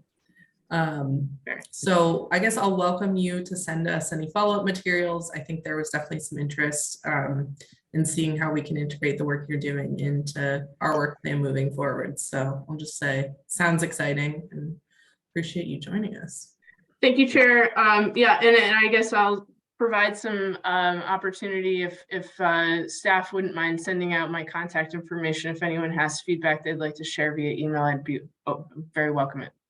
I'm happy to do that. I'm hopeful that I'm not forgetting anything. I'm working on an email right now in real time so that I can send it to you while this is all still fresh in your mind. But Leah, I would take your discretion on whether or not we would like to move our remaining agenda item to another meeting or to take a few minutes now. I know it is overtime and I want to respect people's lunch hour.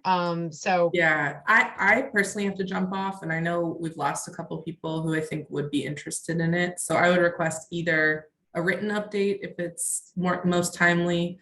If waiting till June is too long, I have to jump off here in a couple minutes, and I'm guessing others do too. Okay. Yeah, totally understood. And we will provide that. I'll coordinate with Kirsten, who's giving us a thumbs up down there. She was going to help us with that presentation, but I believe it was short. I promise not to try to pack so much into an agenda in the future, and just appreciate all of your resilience and expertise packed into this short amount of time. So can we get Maddie's slides? Absolutely. We will take everyone's slides, and after this meeting, Ingrid will post them to the meeting materials link on our website, but you don't need to go looking for it because we will send you an email with a link to that location when those are up and on the website. But you'll be getting an email sooner than that from me with kind of, while this is fresh in your mind, some of the initial next steps that we talked about and some of the email contacts that you would need to reach out to indicate interest or willingness to participate in the future. Okay. Thank you. Thanks, everybody. Very Happy productive spring meeting. break. For clarification, what are we doing with this last agenda item? We are going to send you an email update on what we were going to present verbally so that you can offer us feedback. But in respect for people's time, we will end the meeting now, but provide that sort of written update.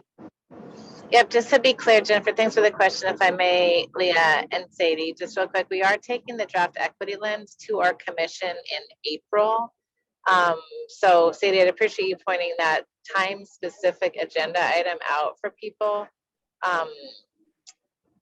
in the follow-up. So, and then we can share the staff report, but also I'll write a memo to the CIAC about these different processes and how they work together, and to work with Sadie and Chair Roush on, you know, where we can come back for a little bit more, you know, kind of implementation strategy on the DEI plan, the strategic plan, and the equity framework for policy making.